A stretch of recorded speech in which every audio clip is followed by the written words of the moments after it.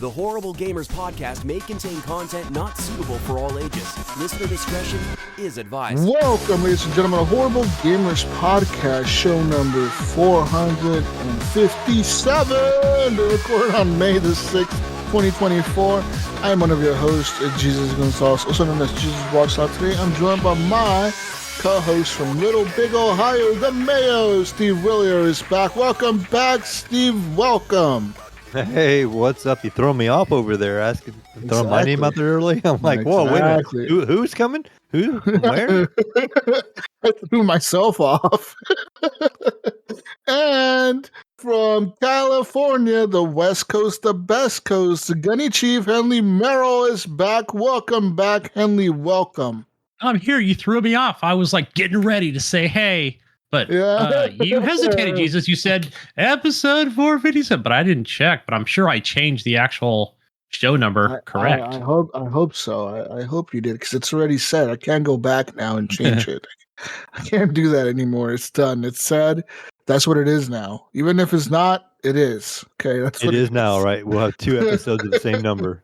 We've done it. We've done it before. That's why we're horrible. Listen, remember that one time I did it and I told you, and then I was like, watch, no one's going to catch it. No one's going to catch it.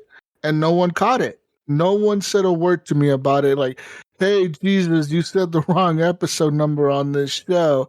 And then you put like the different number on the feed. No one said a word, Gunny. I told you, because no one cares. No one cares. You just say a number, people believe you. You just have to sound. We could say this episode 1000. We could be like, we're celebrating episode 1000 today. People would believe it. No one cares. No one cares what episode number it is. Like people just whatever. They don't even know. They don't care, Gunny. They don't care. You could say this is episode 600, and then no one would even. They wouldn't even question it. They'd be like, "Oh yeah, this is episode 600. Good job, guys." They just know it's the latest in the feed, and they're listening. We're the ones that question it the week after. You know, like, okay, are we on the right episode number? What was last week? Exactly. I'm gonna start doing random episode numbers every show now. Just fucking randomly throw a number out. See what happens. See if you get a message. Like, hey man, how did you do episode 10,000 last week and now you're back to episode 400 and something? I don't know, man. Okay, this is how the things work. Anyways, follow us on Twitter @horrible gamers. Leave us a review on iTunes, Apple Podcasts, or wherever you listen to us. We are available on Spotify, iHeartRadio, Pandora Music, Amazon Audible Podcast, TuneIn Radio, Player FM, Stitcher Radio, or wherever you may find your podcast. Go find us and share us with your friends and family. Also, we are on Facebook, Horrible Gamers Podcast Group. It is a close group on Facebook. You join it. There's also a page you can like. And you can also join us in the best place possible over at Discord. The Discord link is in our show notes. That's probably the easiest way to get a hold of us, honestly, because I'm always in there kind of just looking around. Even though I no really post on there, I'm always in there. I see what people post. I read them. And then I block we get most of the notifications to our phones and stuff as well. So if something does happen in there, we can see it. We record on Discord. We do. We're at right now. We're on it. Right now. Discord is amazing. Best place ever. Sorry, rest in peace, Skype. We used to use Skype a long time ago. Oh yeah, remember that those days. Remember those days. Anyways, big shout out to them over at Discord. Join us. Discord link is in the show notes. If that don't work for you, get a hold of us. We'll send you one. Also, big shout out to the Patreon machines that support the show with the money and give us money every month to keep the show ad free. Big thank you to Jason Sams, Robert Noble, Chad, Gunny, Dark Arisen Ruler over Edmund, Dragon's Bane Baby Mode. Pork Chop Poo, big shout out to Pork Chop Poo. I haven't heard from him in a while, but thanks for him still being a Patreon machine. It's been a while, Pork Chop Poo. We need to get you on. Still playing VR, Pork Chop. You got the new Oculus. Something with him, right? We need to play something with him. I know there's new games out, new multiplayer-centric games out. We should play something. I know him and his buddy are still playing Sea of Thieves. Oh, I need to get on there with him and play it. Nipron. Big shout out to Nipron. I saw Nipron. I saw him a video the other day that he posted on Facebook, because we're friends on there. And he was playing the guitar, man. He's pretty good, Mayo. I told you, Mayo. Actually. Yeah, I'm friends with him on Facebook, and I have seen this stuff too.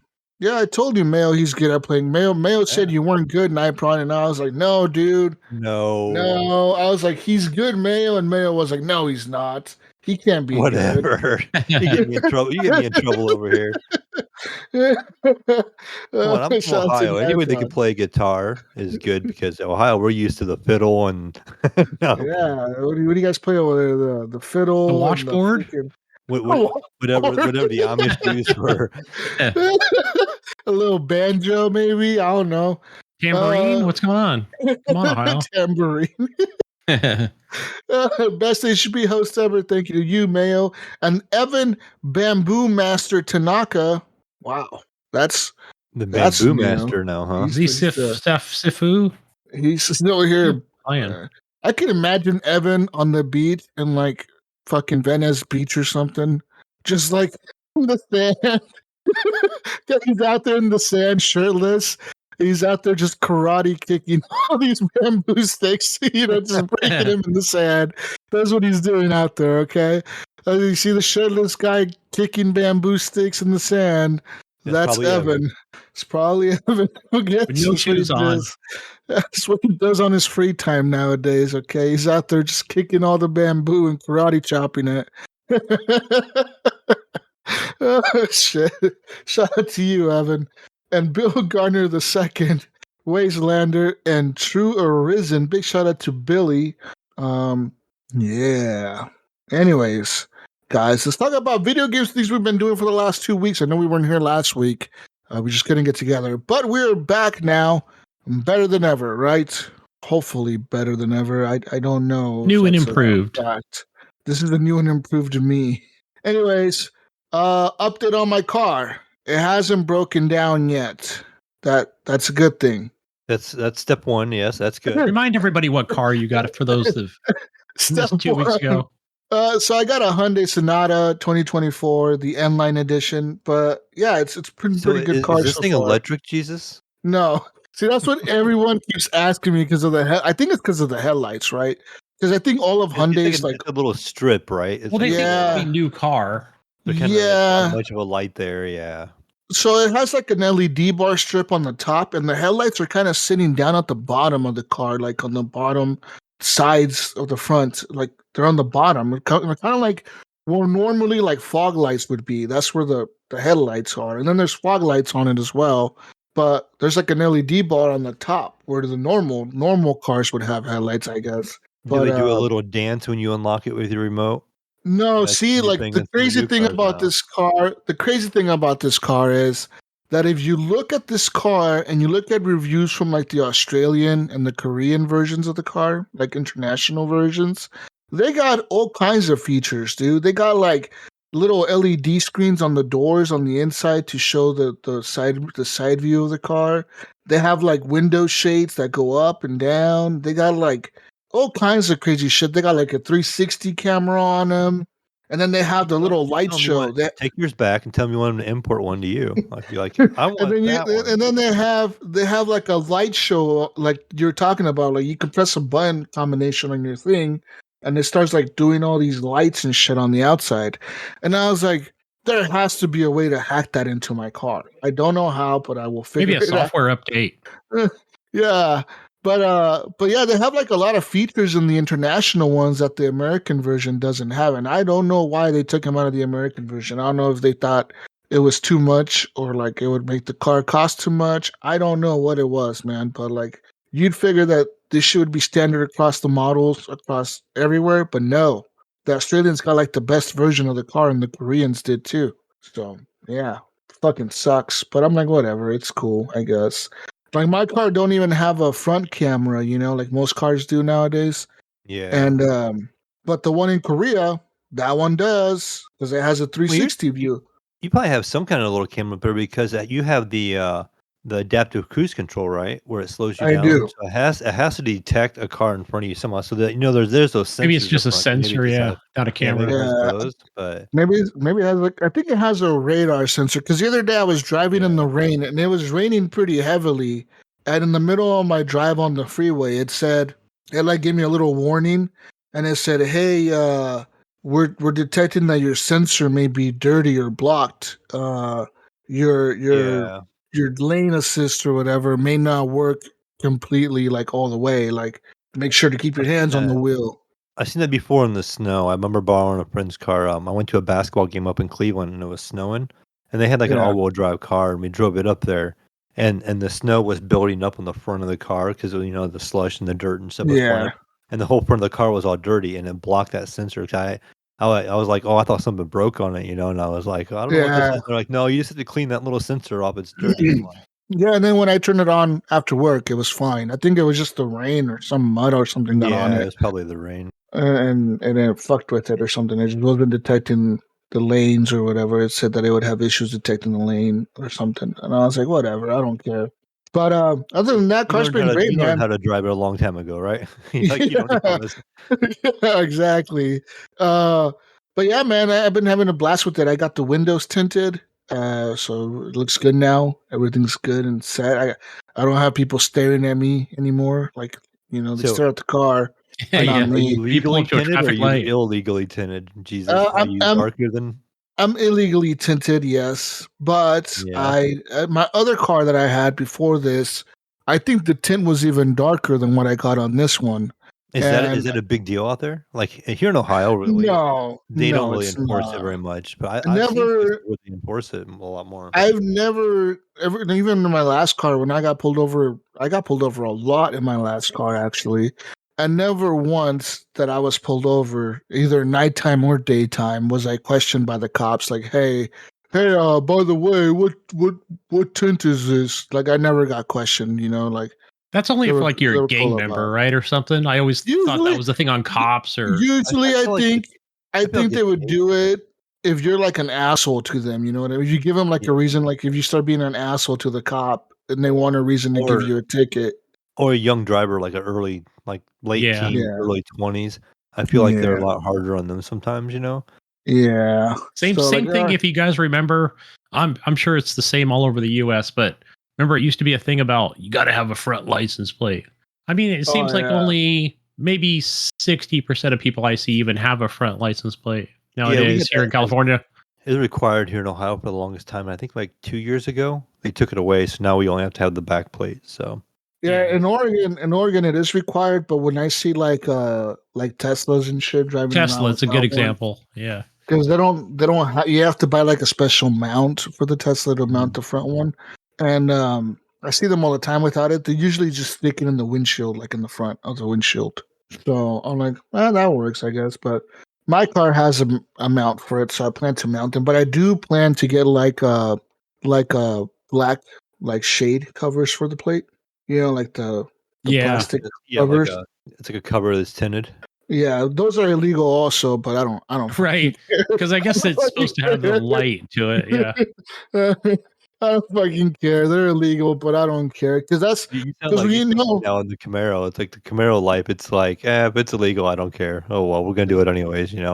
Like I'm thinking, what is the ticket for that? Like $50 maybe? Like or $50 or remove the cover, you know what I mean? Like, or $50 and remove the cover. Like, what's the penalty for that, really? Like, I've seen cars with it all the time.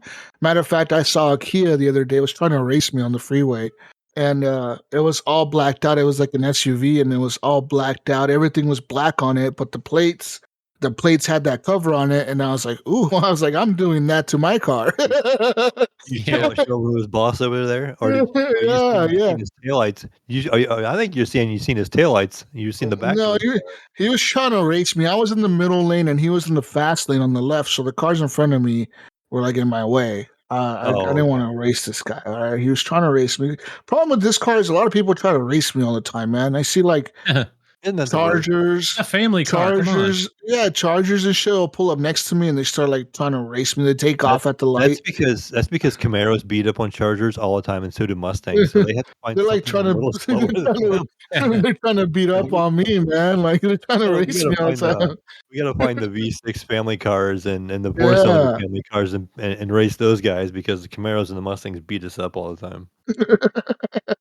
But yeah, man, it's a fun car to drive. I like it. It is actually pretty fast for a sedan. Like I'm surprised at how fast it can get, like really quickly. It's what 300 horsepower. Yeah, so yeah, it's pretty fast. So yeah, especially in that sports mode that you put it in. So, there you go. Sport mode. Yeah, I like the ambient lighting on the inside. I didn't notice that it goes. That's cool. Like, yeah, it goes around.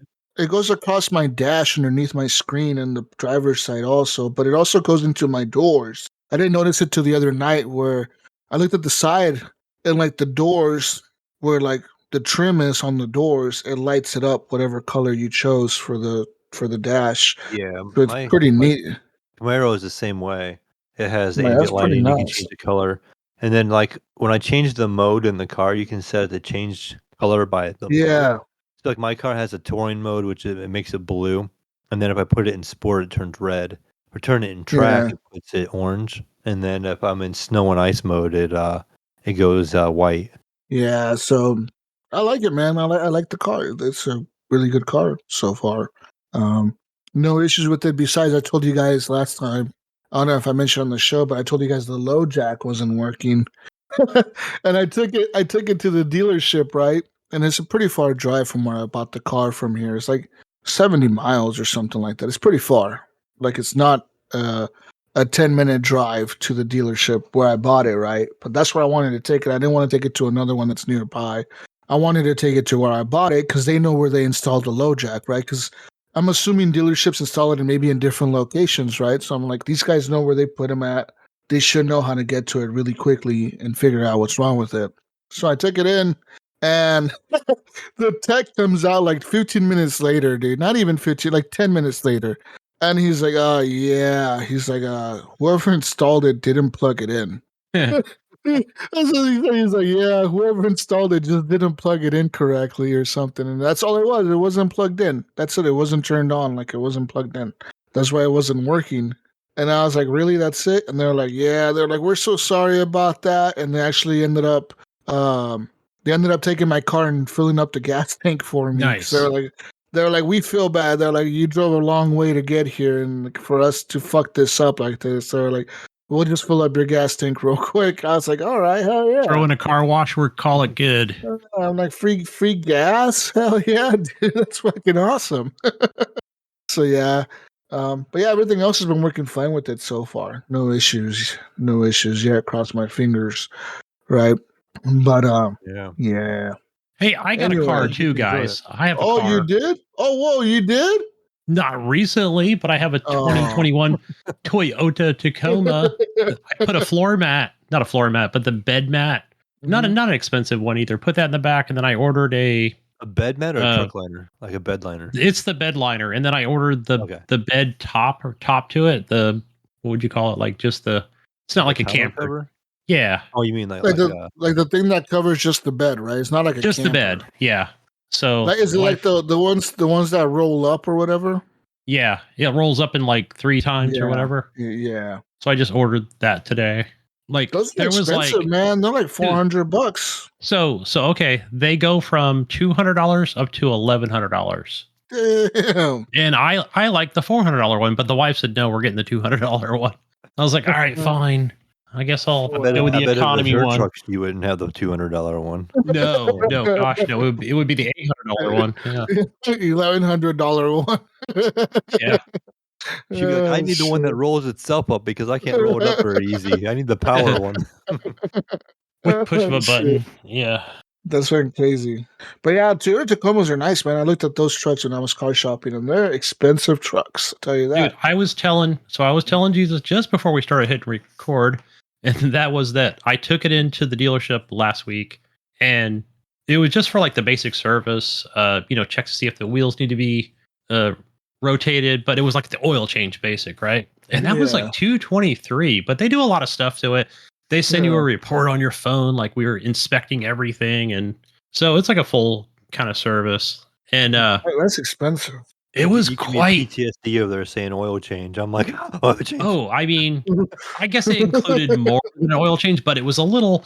But no, normally I would just take it to the, my regular oil change place, and it's about $89 or whatever. If you don't buy the other crap with it, but they do a great job. Mine will now only go to the dealership once I get it back. So yeah, but no, we do have what's called. So we bought it at the Dodge dealership, both vehicles actually. We had the Jeep Trailhawk, the Cherokee Trailhawk, by the way. So those both have Mopar warranties on them. So I think that does cover, it's like 5 or 7 years or something like that. So anything major that goes wrong with it.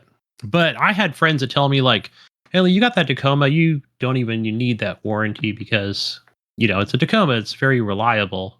Seriously doubt Yeah. anything's going to happen. Yeah, but you never know. I mean, when you don't You get it, really never something know. could happen. You'd be the one that buys that one Tacoma that fucking has a shitty transmission in it or something. Well, The guy was sleeping on the assembly line and forgot to put a gear in it, so that the Jeep Rubicon that we had that got wrecked, that one, so that warranty was $2,800. That what's called the Mopar warranty. So you paid $2,800, but we did use $1,600 of that money.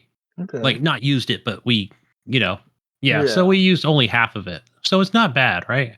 Not bad, man. Not bad. Yeah. Yeah, but I did get some warranties on my car or whatever. Plus I got I got like a extended warranty through Geico. Like I'm paying them to in case like something happens to my car. And for some reason the warranty that I have through the dealership doesn't want to cover it. They'll cover it with like a $250 deductible. So I'm like, all right. That's I'll cool. They do that that. through an insurance company. Yeah, it's through the insurance. But I think they're the only It's ones not that Gap. do it. It's something different. No, it's called like mechanical insurance or something.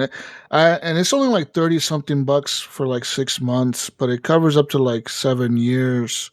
As long as you keep paying it, right? Like if I cancel it in 6 months, of course they're not going to cover it anymore. But Is that I based on think the new vehicle or do they offer it for other? no, it's based only on new cars. So they say like if your car is newer than like so many years, like I don't know how many years it's the limit, but there's a limit on years and or miles, I think. So if your car has to have less than so many miles so you can put it on there, and it has to have less than so many years of being like out already, you know what I mean? So like I'm assuming it's maybe 2 years or newer or 3 years or newer. But assuming if you keep it on there, you can keep it up to 7 years if you started That's pretty good. before the Yeah, date or whatever. that $250 deductible. I mean, especially if It's you've got to do nothing some compared work to like for like if it's something $1,500. like that's what I was thinking, right? I'm thinking like if it's something like a $3,000 job to fix something, and my warranty don't want to cover it because they say I fucking did something to the car or something, then I'll be like, fuck it, I'll just go through Geico and have them pay for it. Fucking pay them the deductible and be covered still. You know what I mean? So peace of mind, man. That's what you're paying for when you got insurance. Peace of fucking mind, because it sucks when you don't have coverage, dude. That really sucks.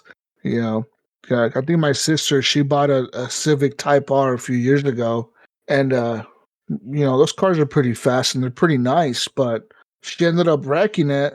Someone T-boned her or something at an intersection when she was coming home from work. And of course, like the insurance wants to blame her for running the stop sign, but she's saying the other person ran the stop sign. And like the police don't know who to put the blame on, right? So they're like, we don't know who really is at fault here. Like, they both could have ran the stop sign and caused this accident. We don't know who did it though. So my sister got blamed for the accident, but so did the other driver. Both So at the fault, so the insurance paid for her car, but my sister did a fucking mistake that she should have never done when she bought the car. Is she didn't put gap insurance on the fucking car. Yeah. Yeah. So they paid off the car what they thought it was worth. Of course, they didn't think it was worth what she owed on it. And then she still was out like another $5,000 on top of what the car was totaled at. You know what I mean? So it's like, they pay it off, and then you're still paying a car payment.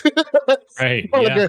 like a fucking car you don't even have anymore or drive or anything. You know what I mean? You're still paying the $5,000 to the bank or whatever to pay it off, and it's like, damn, I told her you should have got Gap, dude. You should Yeah. have got fucking Gap, man. Like that would have covered that $5,000. I know it sucks to pay it when it comes up, but it's like I'd rather pay $800 for Gap or $700 for Gap or whatever it is, 600, 500 even. But like, I'd rather pay that up front or have it in the fucking price of the thing than fucking having to worry about like someone crashing into you and not having enough money to pay off your car. You know what I mean? Like that would fucking suck. When I was younger, Jesus, and I went to buy I think I bought like a Dodge Ram. It was like a manual. So this was many years ago.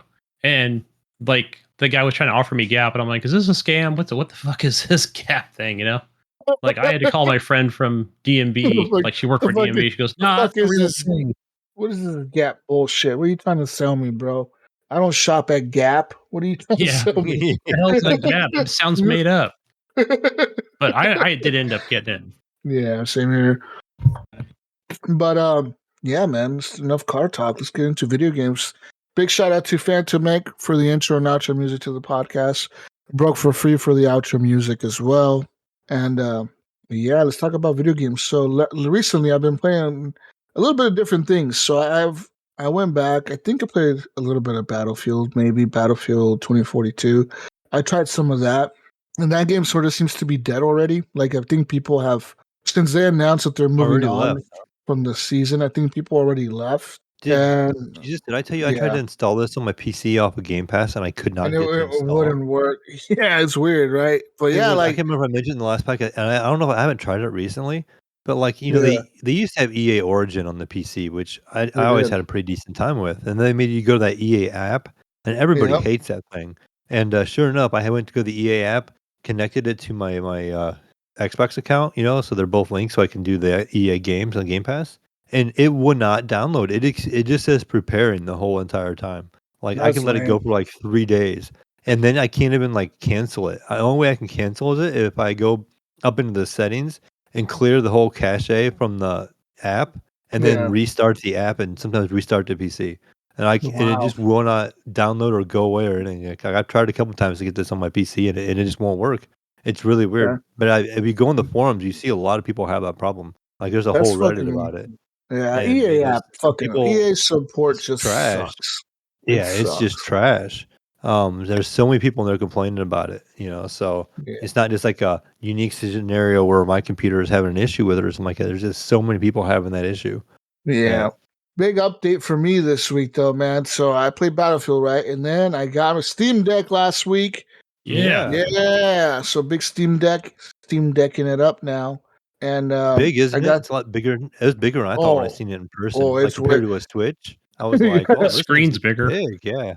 it's way bigger than I thought it was. Like I'm like, this is fucking huge. It reminds me of like the old Sega one, the old Sega Game Gear. handheld. Whatever it was. Yeah, the Game Gear, was that what it's called? Yeah. The one with the big batteries in the back. They had like four of Yeah. those batteries or Never whatever. had a Game Gear. It reminds me of that for some I reason. had I one don't of know those why. thinking it would eat the batteries. Yeah. You like play for a Yeah, half this hour and you put like 4 double A's in it, or I think it was at the time. was it four double A's or was it the D battery? I don't remember which one it was. I think it was 4 double A for some reason, but it's been a I think long you're time. right. I think you might be right. It was four double A's. Because didn't the Game Boy take like four double A's also, or was it the triple A's that one I took? never really had the Game Boys, so I don't know. They both took like different batteries. um, Yeah, I thought the but Game Boys took the AAA. they may have. But yeah, so I'm playing Steam Deck, and first thing I wanted to do was install Windows on it. I haven't done that yet. I've seen plenty of tutorials. I've watched so many videos on this shit, and I'm pretty confident I could do it. I just don't know if doing it is worth the headache because people are saying, okay, yeah, it's cool to do it. You can do it pretty easily, but when you do it, you got to make sure you install the correct drivers for games. Like they're saying it's not like the regular Steam Deck OS that when you just launch it and you install a game that's supported by it, it just launches the game and it works. The problem with the Windows version on there is that the Windows is just like a computer where like if the shit doesn't have the correct driver installed for the thing, it won't work. The game just won't launch. It won't do anything. It won't work, and then you got to figure out what drivers you got to update, what drivers you got to install, etc. So Yeah, yeah, those things, Jesus. Like I did watch a lot of videos on the Steam Deck, like whether it was installing emulators or Windows or whatever it might be, and like some of it was like a little intimidating to me because I'm like, all right, fuck, I need the dock, I got the mouse, I just need like maybe a Bluetooth keyboard, because some things are going into different files and just trying to follow a tutorial. And I end up like, no, I'm not going to do that. Like every time. But by the way, Jesus, we were talking about, to play Call of Duty and installing Windows. I did reach out to a couple of people in the community. I'm like, is there any other way? Is there any way that he can play Call of Duty? He's like, no, unfortunately, has to install Windows. There's they no got workaround. away. So yeah, it has to. I was like, are you sure there's no like mods or any kind of thing? And he's like, nope, not gonna happen. Not as of this time because what is it with Steam? They use Proton or something, and that it doesn't work well with the anti cheats or something. I'm not sure. But here's my question, maybe Mayo, like maybe to everybody who else out there listening, like, well, why not? Why is there no fucking anti-cheat software that can work with Steam OS or Proton or whatever it is they're using? I know Steam OS is Linux based, so that maybe it has something to do with it. Because they don't do much with Windows. Like if you ever look at their history and stuff, a lot of their stuff is Linux based. Back in the original Steam machines and stuff, those were Linux as well. But it's Linux based. It's not Linux though, right? I mean, let's be clear on the Steam Deck. Sure. I'm pretty sure it's not Linux. Like I think I've even like watched videos and say it's not really Linux. It's just Linux kind of looks like Linux, but it's not. So that's another option that you can do as well. Yeah, but on the deck. Yeah, so that's pretty much the reason I haven't done it was because SteamOS seems to work pretty good with the compatibility thing in terms of like it tells you what games work and they kind of should work.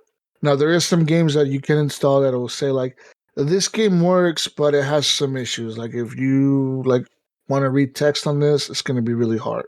For example, Helldivers 2, you can install it on the Steam Deck. It does run on there, but you gotta like the text you will never like you could read it, but it's really tiny. Things are it's just very like some things just don't work in certain games, and it'll warn you before you install a certain game. Like, hey, yeah, this game is supported, but it's not fully supported because the game hasn't been completely optimized for Steam Deck. But it'll run, but it won't run the greatest. So there's like. If you notice on there's like I want to say there's like 4 different kind of icons to show like, hey, this game is Steam Deck certified. Like it's fully playable. You just install it and you play it. And then there's like the tier down, like you'll see it like whatever game, 1,000 games, you click on it and go, it'll have like a certain symbol to it. Like, okay, it's playable, but like you mentioned, it might be something with the text, or you'll have to go change the controller configurations with it's under gamepad or something, right? So you may have to change some of that. You'll have to change resolution. For example, like I played Frostpunk, and Frostpunk was compatible with it, but it did say something about like in Frostpunk, like something in the settings or something has to be changed, and the text is a little small, so be ready for that. And when I played Frostpunk on there, it was playable, but it was very like taxing to the system. Like you could tell the CPU on there wasn't really designed to like I don't know, like it just couldn't really handle the game. Like it runs okay, like it's playable, but like it takes a hit in frames. And there are things, Jesus, you can download like what is it called? Decky Loader. I mean, there's a lot of other things on there too that you can just really add more options for maybe more CPU power. It's not going to be like the ROG Ally or anything, like where that one just got like a ton of options for power and graphics and memory and stuff, but it does help. Like, but for anybody listening out there, like wants to know more, you could always the first thing you do, just Google the game on Steam Deck to see how compatible it is. And the game when you get on there, it has a list of games that are compatible with the Steam Deck. Like you can just go to the list and it says like these games on your list or on your library are compatible with this. Like if you they're Steam Deck friendly, I think it's what they call it. So I've been playing that with that a little bit. Some of the games that I tried on there were, of course, Frostpunk. I did try out Fallout 4, which I did play a little bit of that this week. That's Steam Deck certified, by the way. It is now, It wasn't before, but it's like the same week I got it. Was the same week the patch came out. And I downloaded it on there, and it runs good, man. Like Fallout 4 actually runs really well. Like the vanilla version of it. I don't have any mods installed, of course, but like the vanilla version that I've been playing, it runs really well, and it really looks solid. It looks really fucking good. Like for like a mobile handheld thing, you're like, what the fuck? Like this is crazy. Like I am playing Fallout in my hands, and I could take this anywhere. Like this is fucking nuts. Well, the good thing about Bethesda, Jesus, and I don't see an issue with this, with you trying out the Creation Club in Fallout 4, because I believe it's all like in the same kind of file. Yeah, like it and you all can should just install work. mods. You can install mods, but I haven't because I don't want to fuck with the game too much. I kind of just want to play it for what it is. So I've been doing that, and I've been looking at it. So yeah, I've been fucking with this Fallout, and wow. But yeah, It did get a recent update with Fallout. I think there was like a new, I don't know if it's a new story or faction, but it's got some new weapons and things like that. yeah. So that maybe I'll link an article to it later, Jesus, about with that Fallout London DLC coming out. It's funny. My kid just walked in here and she showed me a $50 bill. For the last day, she's been finding $50 bills in the washing machine because my girlfriend leaves the money. She leaves her money in her pants, dude, and like doesn't fucking remember she has it in there. And the kid keeps finding them because she keeps moving the laundry, from the dryer to the washer or whatever, or the washer to the dryer. Wow. And takes it out Buy of the that woman a dryer. wallet. She found like $400 from last night to tonight, dude, in $50 bills. I'm like, I told my girlfriend, you are so bad with money, dude. Like, you need to fucking yeah. She lost $1,000 the other day in an envelope. She doesn't know where she left it. I'm like, Jesus Christ. Oh yeah, Just yeah. another quick too, in the middle of the She podcast. loses money. There's a thing that happened here in Ohio, like the next town up. Yeah. They found mysterious like stashes of money in bathrooms Oh, one sounds was like drug money. one was like a restaurant. It's like a pizza place, and Yeah. they found like $20,000 hidden in a bathroom, in a public bathroom. Ooh, that's some And then mafia like money. a week later in the same town, it was found in like a rest stop. They found like $10,000. And of course, of the news right away, they're talking about this, but then they're like, "Oh, but the police don't believe there's any other money around anywhere." Like they even know, right? And they're like, Yeah. "We don't encourage you to like go to bathrooms and randomly dig and tear apart the bathrooms trying to find money." That they're Like, finding them in public bathrooms. I'll Like be hugging toilets, that stashes man. of money. sounds I'm going to like Ohio to hug toilets. that sounds like some drug dealer or some government something is paying someone off, and Yeah, and hey somebody man, hid this is some the money in drop. places. Yeah, this is the drop. The drop is in this bathroom, and so some hitman didn't get paid his money. Is all I'm saying. Yeah, Someone's gonna be pissed. the government got some of it now. Yes, they're pissed that they didn't get paid their money. Now they're owed 30 grand, Yeah. and they're like, "What the fuck?" You talking about leaving money laying around. That made me think about that story. Jeez. 30 grand laying around. Someone's pissed off. I'll tell you that. But How do you? I mean, what do they do? Do they hide it in the toilet paper roll holder? Is it Assuming like didn't- in a behind the Ziploc toilet. bag inside the?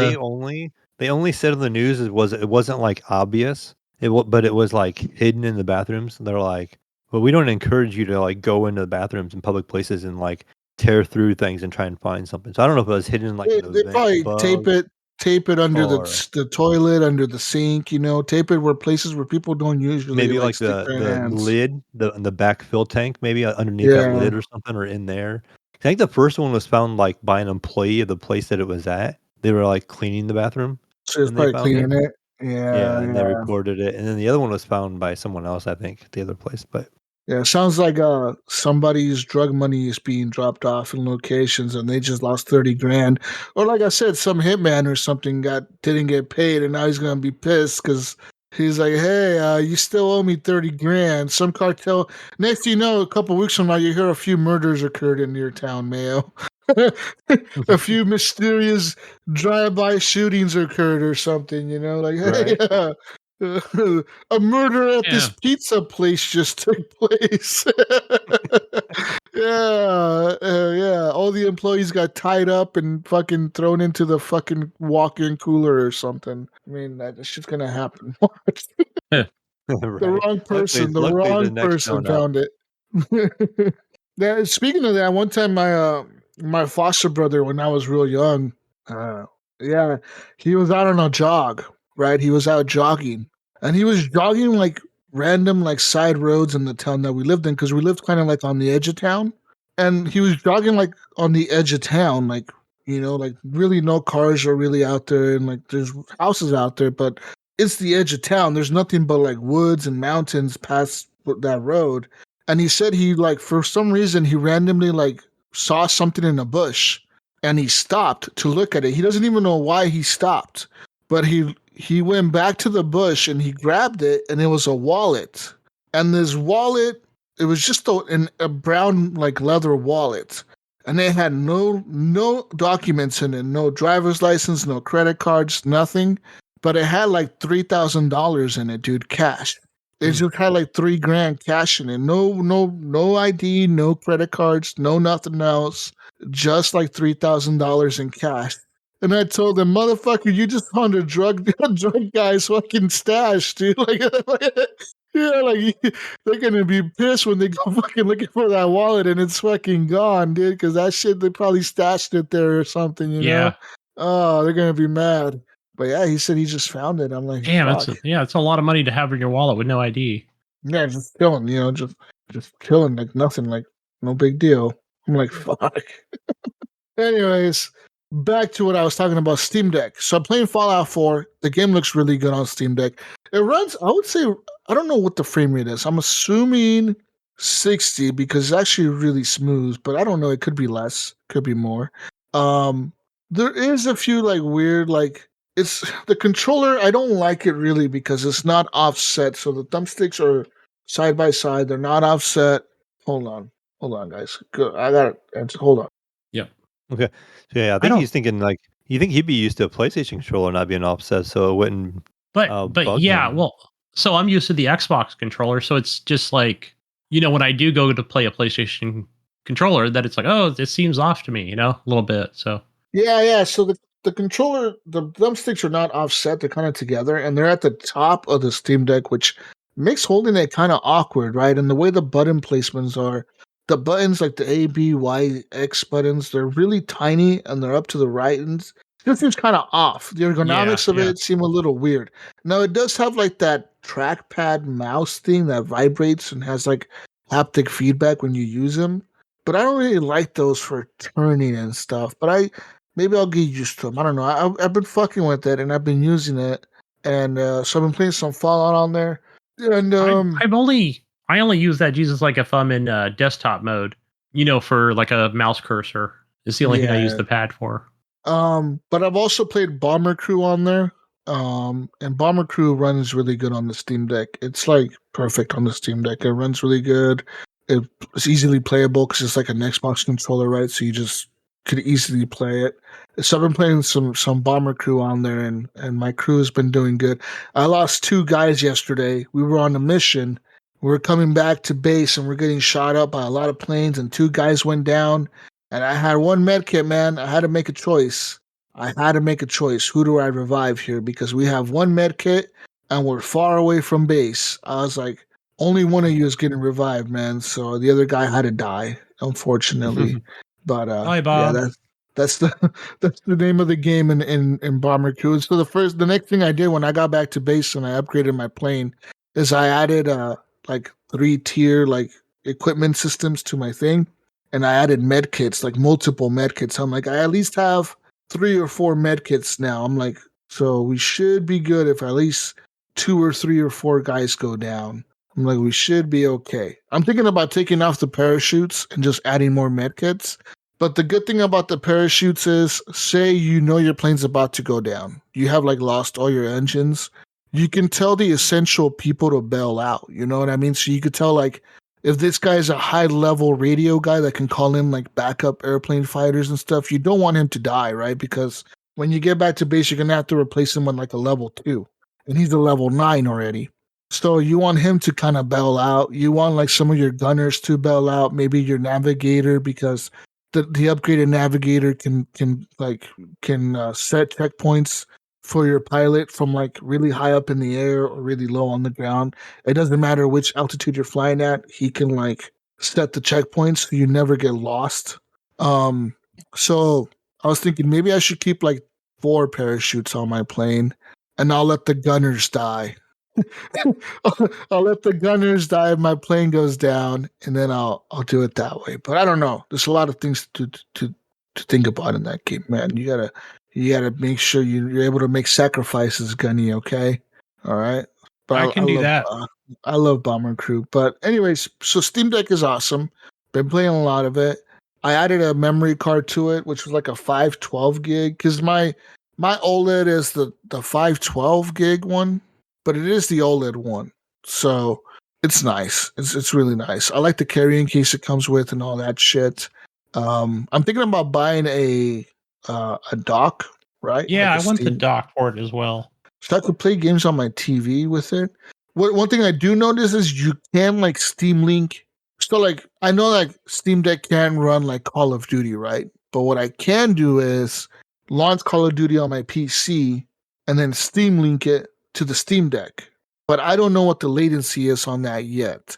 So I'm gonna test that out eventually and see how well that works out for me. You know what I mean? Yeah. Because I know you can do that. You can Steam Link your PC to the Steam Deck and use it like a Steam Link fucking thing or whatever the hell it's called. So there's that. Besides all that though, the one of the main games I've also been playing is Helldivers 2. Now recently, big controversy with this game, and we'll talk about that during the news. But game is holding up. Now there's a new season pass out. Uh, there's like fucking 5 of them out now, and there's another one coming like in a couple weeks or in a week. The newest one is called Polar Soldier or something like that. Something I don't know, something like that, or Operation Polar or some weird shit. But it's like a snow themed battle pass where like the armor is like white, the guns they look white. You get new guns, you get new shit. But one thing about this game, Mayo, it has a lot of battle passes, dude. Like, Why is that, yes, Jesus? Is it just what is that just their way of just adding new content? I think it is. I think it's a way of monetizing the game. Like they know that, like, yes, you can definitely grind to get the super credits and get the battle passes for free, and just keep grinding away to beat all the battle passes. But I think by them releasing them fast, back to back to back to back, they know that okay, we released this one, you might be able to beat that one and get the next one, but you know you really want this other gun that just came out in this one. So we know that if you want that one, you're going to pay for the super credits and then buy that battle pass and start using that battle pass. You know what I mean? Because you can progress battle passes simultaneously. Like you can choose which one you want to put your points towards. Like you can put it towards the first one. You can put it towards the other one you unlocked. You can have all 5 battle passes going at the same time, and your medals can be used with however you want. You can just go to whichever one and spend your medals there, right? Um, so we'll see what I think that's why they're doing it, because they can get you to wow, my girlfriend says she's gonna be late home from work because she just saw someone get hit by a car. And we're just talking about Well, gap insurance. what an eventful night, man. Shit. She was like, she went to Subway to get food, and then she just texted us saying, like, I'm going to be a little late because I just saw someone get run over. I need to go help them. I'm like, oh, wow. Okay. Well, shit. But yeah, anyways, yeah, so I think that's why they do it, right? To make you spend money, right? Because right now I cannot buy the next battle pass. If I want to buy the next battle pass, I have to spend money at this point because I fucked up and I spent money in there because they have an actual store in there as well where they'll sell you like a specific piece of armor or like a new set of armor for so many super credits. And I think I spent some money on that. And now I have 750 super credits after I beat the 2 battle passes that I currently have. So to get the next battle pass, I can either wait and keep doing missions and find super credits in missions, which sometimes you could, or I could just spend money and buy the next battle pass. So that's where they're going to get me, where I'm going to spend money and buy the next battle pass.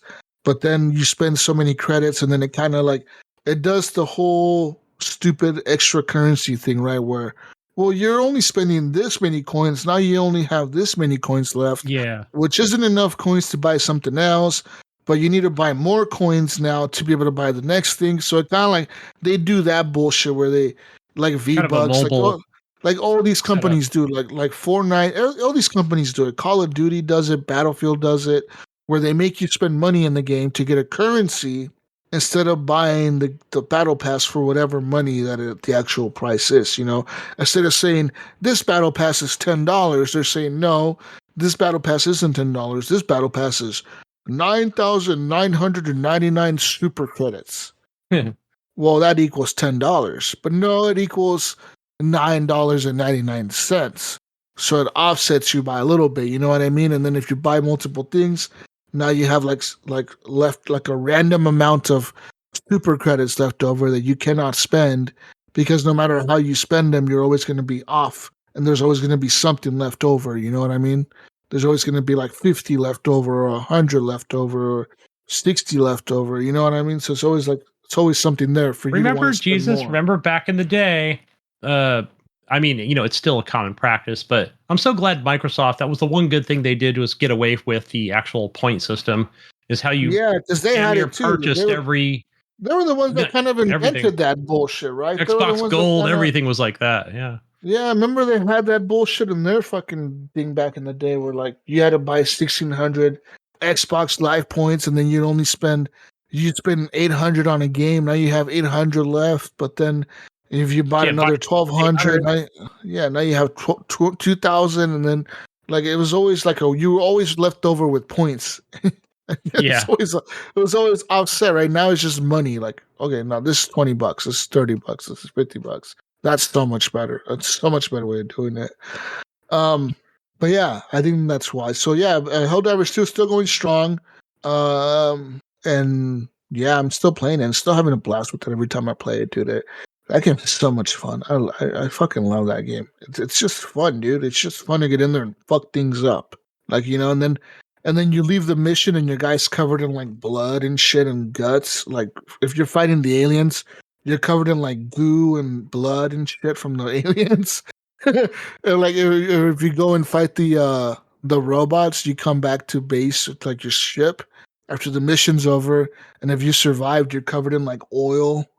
Like a bunch of oil splotches all over you, and like blood from your friendly fire, and people dying, your friendlies dying around you, and all kinds of shit on you.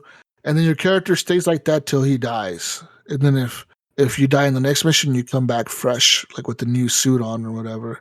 But if you don't die, you just keep getting dirtier and dirtier and dirtier. It's fucking funny. But yeah, man, I'm excited for the new stuff coming out in Helldivers 2. They're always pulling off good updates up there. Yeah, for the most part, until we get to the news, but they kind of backtracked on that update, I believe. So yeah, we'll save that for the news. But I was going to comment. I was like, we'll wait for the news on that. The other big game that I've been playing besides Helldivers 2, the one big game that came out in early access was Gray Zone Warfare. Now, this is a Tarkov similar type game. It is a PvE VP game. So there is AI in the game. They're like this, I think in Tarkov they're called scarabs or whatever. I think it was. Grabs or whatever. What the fuck are they called? Scavengers? Scabs. Scabs, yeah. It's called scabs. I was like, what the fuck do they call them in Tarkov? They call them in DayZ as well. I was like, I know I played this fucking game. What do they call them? They call them scabs. So there is scabs in this game. Or Tarkov, yeah. But there's also players. The cool thing about this game, though, it has like a faction system. So there's 3 factions from the beginning of the game. You create a character, and it'll tell you have to choose a faction. Now, make sure to know this, guys, when you're playing this with friends, or if you plan to play this with friends. The faction you choose is the faction you get to play in. If your friend chooses Crimson International and you choose Le Mans Recovery Initiative, guess what? You guys will not be able to play together, because when you go into the server, you're going into the server into the faction that you're with. So you won't be able to play with friends if they're in a separate faction. Now, initially, the MMO days, like when you do the old MMOs, you had to be in the same faction, or you couldn't play together. That still holds true to today, I believe. Yeah, for the most part. So initially, at launch, when I made my thing, I chose I think it's called the Le Mans Recovery Initiative, which is touted as a mercenary group that's been hired by some rich asshole like Elon Musk or something, that says that he's only using the military to extract valuable research items or whatever, and we're not sent in there to engage people unless we are fired upon. We're supposed to engage people. And I'm like, I don't give a fuck. I'm going in there to shoot everyone. But I chose that faction. Is the blue one. There's the red one. and they're called Crimson something, Crimson Shield or something, and they're like supposed to be like the badass like private military group that's ex special forces and shit.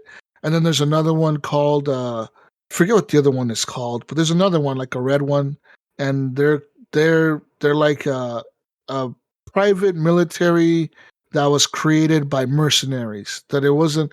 So the other one is just like a PMC, it's just like a private military corporation.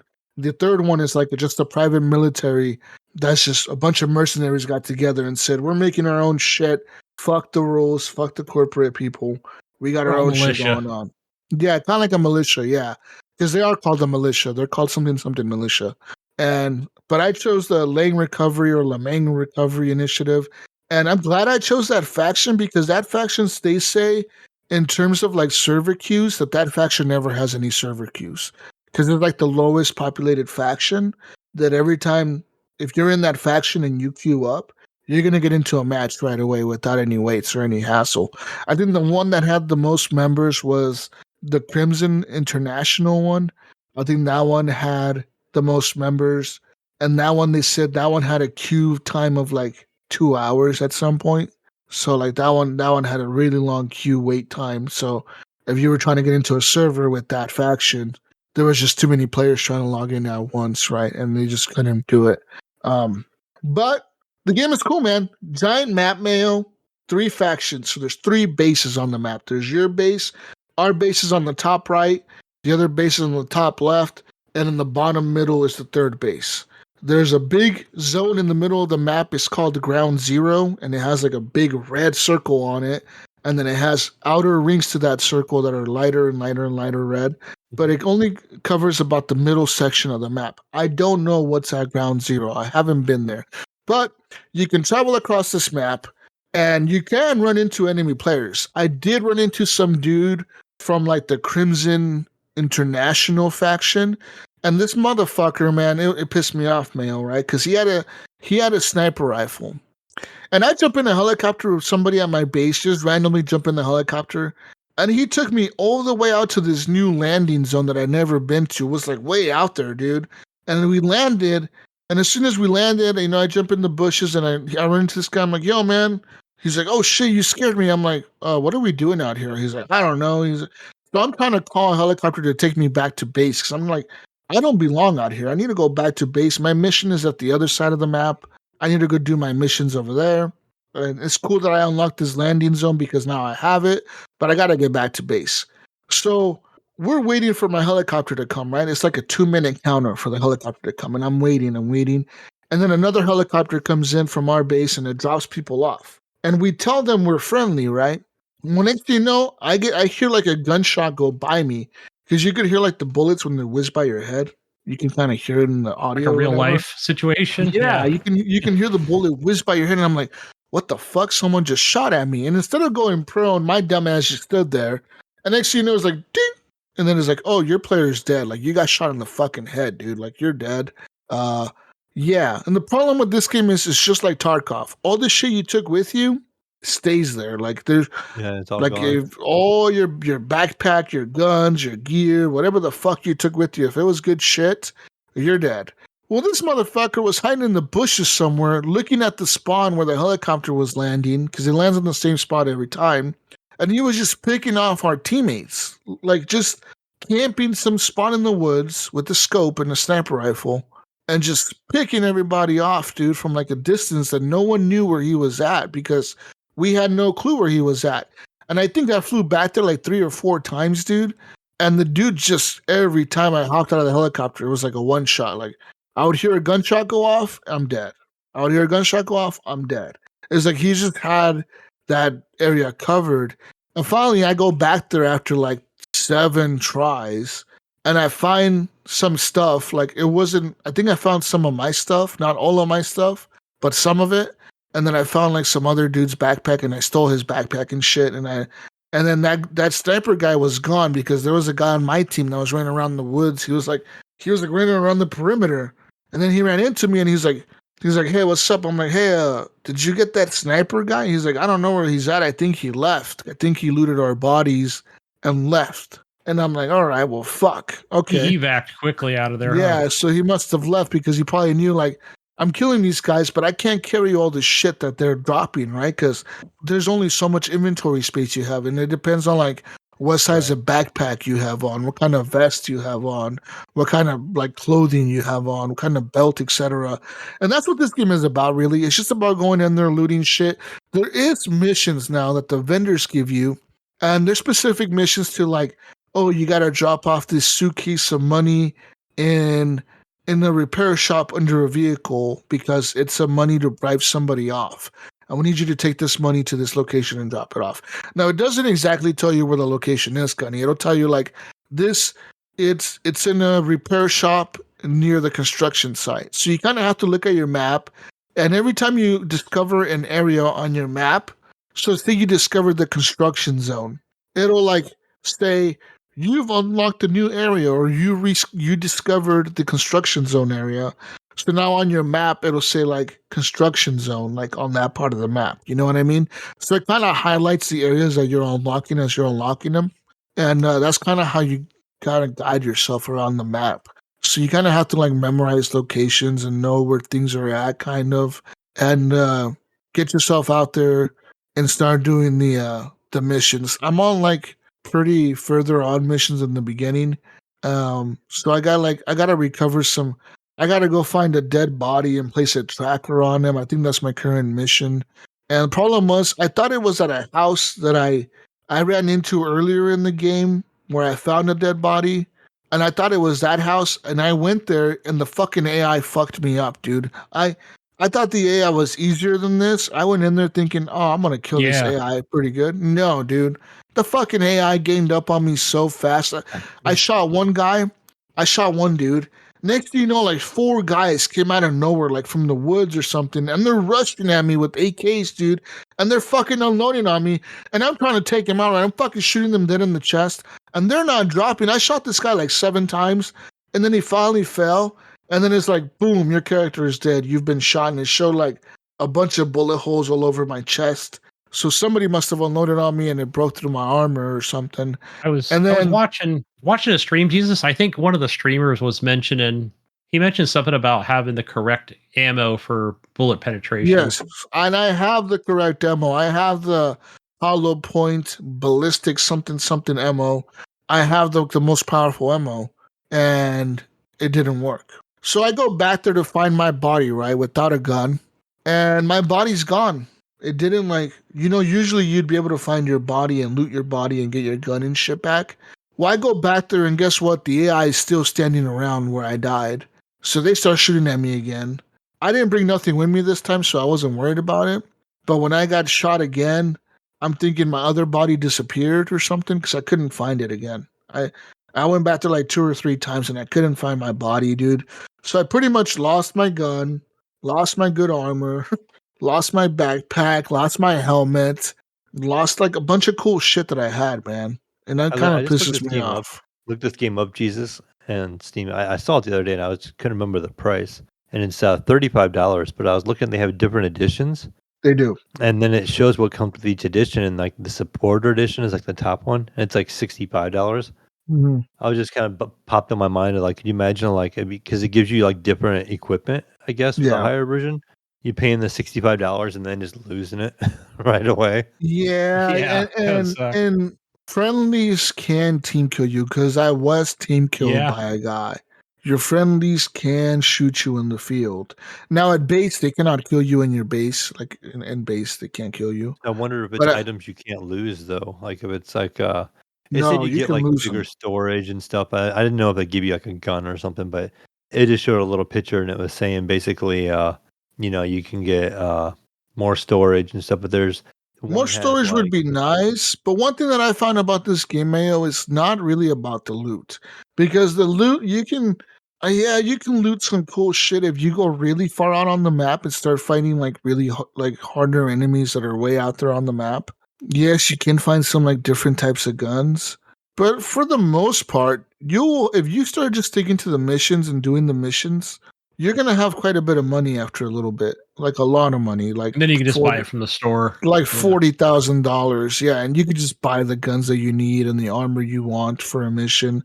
Like, yeah, even if you lose everything, you can always go back and buy a shitload of stuff. You know, because I had a bunch of stuff in my inventory and it was full, and I couldn't put more stuff in there. And I'm like, what the fuck am I doing wrong? Why is my inventory so full? And it was full of like random shit, like food, water bottle, bandages, blood bags, more bandages, a So a lot vest. like Tarkov, yeah. I remember Tarkov. Yeah, Yeah. it had some fucking backpack that I stole off a dude, a baseball cap, like random stupid little shit. And I'm like, I'm gonna start selling everything. So I did. I sold like a lot of shit. And now I have like some food and stuff in there, right? But I know that stuff is gonna get used up in missions. So I take food with me, and like you take water with you and food and bandages and all this stuff. Basically, you have to be telling yourself you're willing to lose it if you die. Now, there is an item that you could buy that's called like a safe lock box. It's a 4 little square item. And whatever you put in that box, you don't lose if you die. So the important stuff that you could put in there, what I would suggest you put in there, is things you find like special, like sometimes you'll kill an enemy and you find a key. And this key will unlock a certain door, it'll unlock a certain building. These keys are important because you will need them in missions to unlock certain buildings. Now, sometimes you would have already completed the mission, but it's nice to have that key to be able to give to another player, right? Like Yeah. you run into some low level guy that's out there just struggling, and he's like, "Man, I can't find this key. You know where it's at?" And you just be like, "Here you go, dude. I have this key. Just come with me, and I'll give it to you." You know, and I've done that a few times, and I ran into some really cool people this way too. You know, I've actually, you know, I have been team killed by one guy that was a real asshole. He just kept killing me like 5 times in a row, and I kept going back there to get my shit off my body, and he just kept killing me. And that cocksucker stole all my shit, most of my stuff. He couldn't steal everything because he couldn't carry everything. So he left a lot of his shit there. So when he was gone, I went back there and I stole all his shit that he left. And then I went back to base and unloaded it all. And he was at base when I went back to base, and he was trying to talk to me. And I was like, fuck you, dude. I was like, you fucking asshole. I was like, you fucking shot me like 5 times. I'm like, for no fucking reason, dude. I didn't even do anything to him. I was just out there doing my mission, minding my own fucking business, and he shot me, dude. And then he shot me like 5 more times for no reason. It kind of pissed me off. You know, I was like, man, that team part killers can fuck off. That part of the game really sucks when people team kill you and like try to like, you know, just team kill you and steal your shit for no reason. Could you just? I mean, what's the process of like reporting? You can report them, yeah, you can. So when they team kill you, you can say report player. And I don't know what happens to them if they get reported so many times. But I did report this guy, and I think I blocked him. But I think the blocking doesn't necessarily block him from the server. It just blocks him from being able to invite me to a squad or like maybe matchmaking in the future. Yeah. Or hopefully matchmaking in the future. That way he don't have to be in our fucking team. But fuck that guy. Anyways, I'm really liking the game though, man. It runs kind of shitty though. It was running really good when it first came out. I ended up switching over to FSR, and I enabled frame generation. So I had FSR with frame generation on, and it ran really solid above 60. It was like 80 frames, 90 frames. Really good, like really good, man. And now they did like a few hot fixes since then, and the frame generation crashes the game. If you have frame generation on, it'll crash. The game it'll run for a little bit and then it'll just crash, or it won't launch. It just won't work. So turn off frame generation, and it should work. But it does run worse now. It runs like at 45 FPS, which is noticeably different from 90, but it's still playable and it looks really good. Like the graphics look pretty fucking good. What else? I don't know. I really like the game, and I kind of am like, I'm playing it and I'm thinking to myself, yeah, it's fun, but I know they're gonna wipe all this progress eventually, right? So that's the only downside to playing this in early access like it is, that the progress do you think they're will gonna do get a thing wiped. like what Tarkov does, where they do a wipe every once in a while? Yeah, Or they do you think it's mention it too. Okay. No. They mention it because when you choose a faction, it warns you like, hey, make sure you choose a faction your friends are going to be in, because you won't be able to change this until we do a wipe. Like it says on there, usually every 6 months we will do a wipe until we release the game. So it's like, okay, how much longer is this going to be in early access? A year or two?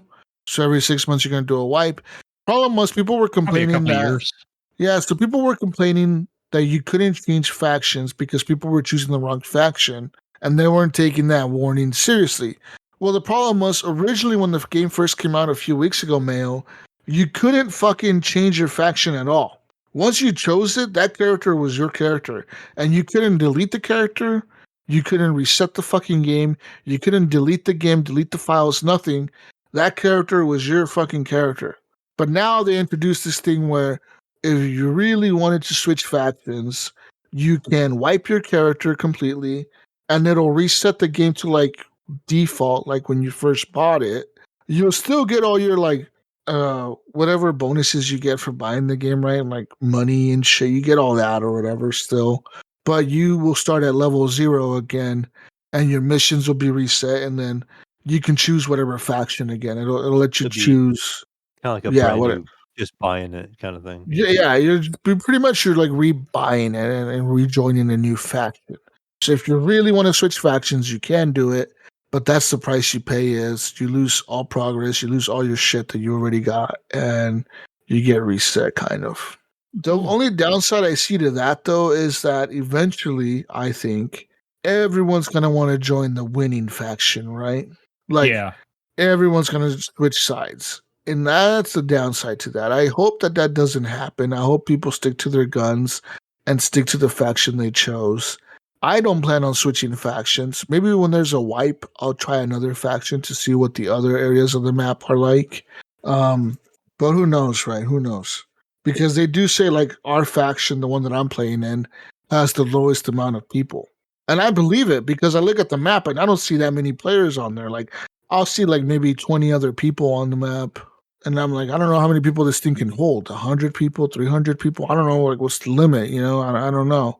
But I'm wondering if I was to switch factions to the Crimson one or the other one that are more popular or whatever, if I would open up the map and see like people everywhere on the map, you know, like just fucking people everywhere scattered around. I don't know. Yeah, I'm curious. It's probably balanced out, right? Like it's probably not but dominant on one faction versus another. Maybe in a different server. Do you choose servers in this game or how does that work? Server selection is not, you don't get to choose a server. You kind of just choose a region.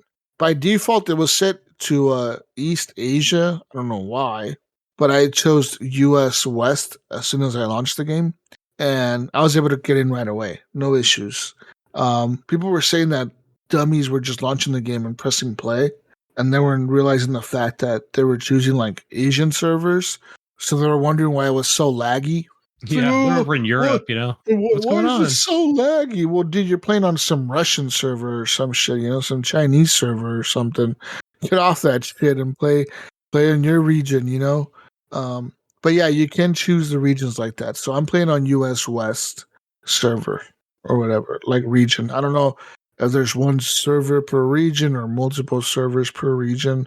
I don't know how that works, but I do see that the same players that play the game with me that I ran into in the lobbies, they log back when they log back into the game, they're back in that same server. So I think it's a persistent, like constantly staying alive server. Like it's constantly like whatever happens in that server happens in that server. You know what I mean? Like I Yeah. think the people that are there. So are there. also, so you talk about that. So what do they call those? Like, do they do a like a server reset? Is there any kind of warning that you see on there? No, I think no. Tarkov does the same thing, right? Where they say, "Hey, look, like this server is going to be wiped out in 4 minutes or whatever," where it kind of gets reset. I don't know. I think Conan does the same thing. Some of the I MMOs would do it. assume maybe when they do the next patch where they have to wipe everything, they'll do that for the servers, but I don't see them doing it now because I don't see a reason to. There's nothing in the game that would make you want to reset the server. Like, there's no vehicles, you're always on foot. There is helicopters you call in, but you have to unlock like the landing zone for the helicopters, right? So the further you go out on the map, there's different sections of the map that'll have a landing zone, pre-established landing zone in that area, and you can, if you just walk around the map, really, if you really wanted to, you can walk around the entire map by yourself. I was going to And ask, just like, do you have to take a helicopter or can you run over there? you just walk everywhere, really. I mean, your character does have like a fatigue system. Like your character does get tired. You guys get dehydrated, right? They get hungry and dehydrated. That's the main thing, and they lose blood. They have like a blood meter counter thing. Like if you get shot, you start take way bleeding longer as out. well. But yeah, I It's gonna would take think a that while, and you're gonna run into walking, random encounters and yeah, whatever. I'm thinking if you're walking everywhere, you're gonna probably run into like some AI, some crazy AI that's probably super leveled up or something, that you will not be able to fight, or you're gonna run into like some other enemy, like real players that are on the other faction. You know what I mean? Because eventually you get too close to their base, you're gonna be running into the area where they're spawning in and they have missions, and they're probably gonna see you and be like, "Who the fuck is this guy? Like, why is he not showing up in our map?" You're on the wrong hood, homie. Going Yeah, down. you're on the wrong side, buddy. What the fuck? But yeah, and the helicopters, when you call them in, they don't come in right away. There is a timer to them. So say you run into an enemy faction and you're on this side of the map and you're getting shot at and you call for an extraction. As you're running towards that extraction point, the landing zone, you're running there. Keep in mind, those people probably know where that zone is because they could probably see it on their map too. And if they're chasing you, you're on a timer, dude. So like sometimes the helicopter says that it'll be there like in a minute, or sometimes it's like 3 minutes. Like yeah, I'll be there in 3 minutes. And now you gotta sit there and fight these people off in the middle of some fucking field with no cover and hope you don't die before your helicopter arrives. You know what I mean? That's the downside to that. And even when the helicopter arrives, you jump in Calling the an helicopter. airstrike. You call an airstrike, sir?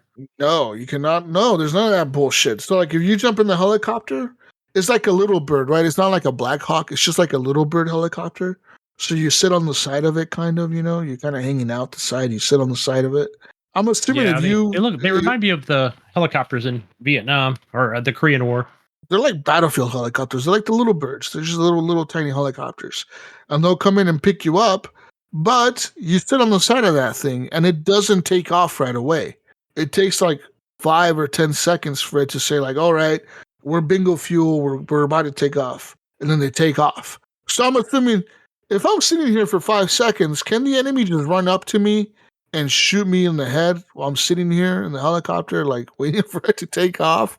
I don't know how that works either. I've never been in that situation, so I don't know. One way to find out. Let us know next week. I will. Right? I'm gonna Yeah. I'm gonna equip one gun, one gun, a shitty backpack, some shitty armor, and venture out the woods to What is the it? enemy. Was it in Battlefield if you enemies. were on the side, like you got like a pistol or something, right? I forgot. Well, no, you can shoot your Battlefield rifle. You have your 2? rifle in your hand. You can shoot your rifle at them, but I don't know how that all works. But yeah, anyways, that's what I've been playing. I've been playing Gray Zone Warfare. I've been playing all these other games and Helldivers and not Call of Duty, but Battlefield, Bomber Crew. I did buy some games. What the fuck did I buy? I don't remember what I bought. I bought something that I want to play next week. Is it on Steam or? Yeah, it's an early access game though. It's like some RPG war game that I want to try. Looks cool. I don't know what it's called though. I forgot. I'll try and see here in a second. It was like $25. I don't remember. It was like All Quiet on the Front Line or something, or on the Western Front. Not on the Western. That's a movie. It was like All Quiet at the Front Lines or something like that. It was like it's supposed to be like I think it's a World War One. Yeah, it's All Quiet on the Game. Front Lines. Or Front Trenches, Yeah, sorry. Front Trenches. All Quiet on Yeah. the Front. It's supposed to be like an RPG game. Yeah, it's supposed to be an RPG game where you make decisions. Think of like Frostpunk or something, right?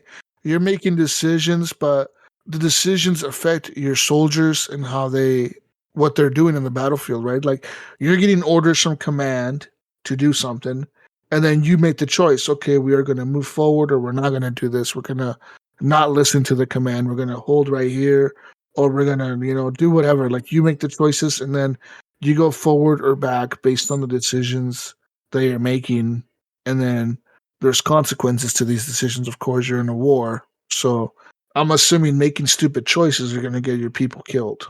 But it looks cool. Early access. I looked at the reviews. It said 400 positive reviews or whatever.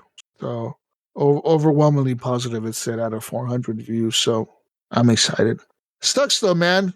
All these games I like are always early access, and I'll never get to play the full versions of them till Like like they just never 4 come out years sometimes. later. It's like Like, Takes dude, 2 years. Yeah, sometimes like longer.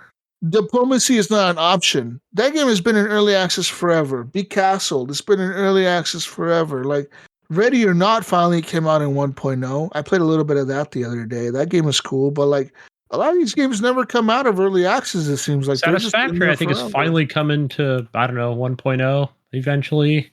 It's like, when the fuck are these games ever going to come out of early access? Anyways, Star, what have you guys Star been Citizen, playing? I think, is another one. Oh, Star Citizen. That shit's never coming out early access too. yeah. They'll raise $40 billion and still be in early access. They're all going to be driving those cars, Mayo, you mentioned earlier. The race cars that he was showing us prior to the show. Oh, the Solus GT. Yeah. There's 25. somebody- We know who bought 25 of them. Yeah. Yeah, somebody The lives Star Citizen people. right. They're Yeah, I only wonder $2 million what gamers, each, by the way. they might have a Star Citizenship. But yeah, what have you guys been playing? I'll jump in real quick. On the PC side of things, Jesus, I went ahead and I think you would like this game, and it's on Game Pass. I know Gunny's played this a lot, so he can jump in a lot more than I can. But Manor Lords is on I've seen Game it. Pass. It looks like your kind of game. Looks like a Jesus game. It's a very much Definitely. I think I downloaded it on Game Pass. I just haven't got to it yet. It's very much a Yeah. city builder. Just my early impression, it just kind of just throws you in the game, Jesus. It doesn't. You know, like how some games will tell you, like, okay, Yeah. go over here and build like a logging camp because you need Yeah. wood. And It then tells you build this nothing. farmhouse. I just It'll launched it. show it'll show like 3 or 4 little buildings, and it'll show some And that's people it? walking around, right? And it doesn't tell you. You can just leave that screen and not move, right? And it'll say, okay, this is how you pan your camera, and you roll your mouse wheel to zoom in and out, and that's all it tells you. It doesn't tell you like, hey, go build this. So I'm like, okay, No, it doesn't do tell I you need anything. to click on a worker? Do I need to do this? Or so then I found the little thing where it shows like the build, across the bottom, and so I'm like, okay, I guess typical video game knowledge on a builder. I'm going to add a place to harvest logs, So I build that, and then they're like, I went to build something else, and they were like, well, it's not connected to a road, and my log place wasn't either. So I figured out how to connect the roads to them, and then I figured out like, okay, like you kind of hovered over like your little place, and it even has like supplies like just sitting outside, Jesus. And the game starts raining, and it gives me this warning. It's like, hey, your supplies are sitting outside. You need to build a shelter for them. I'm like a storage place. I'm like, okay, So then I try to figure it out. I'm like, okay, I find it in there. I start building it, and then the people just start automatically picking up the supplies and taking it over there and stuff. But it's just weird to me early on, like trying to figure out my way through the game. It doesn't hold your hand at all. Like you just got to kind of figure it out. Yeah, And YouTube and Reddit are your best friend on these things because I didn't I do just any clocked of in that. 20 hours on this game.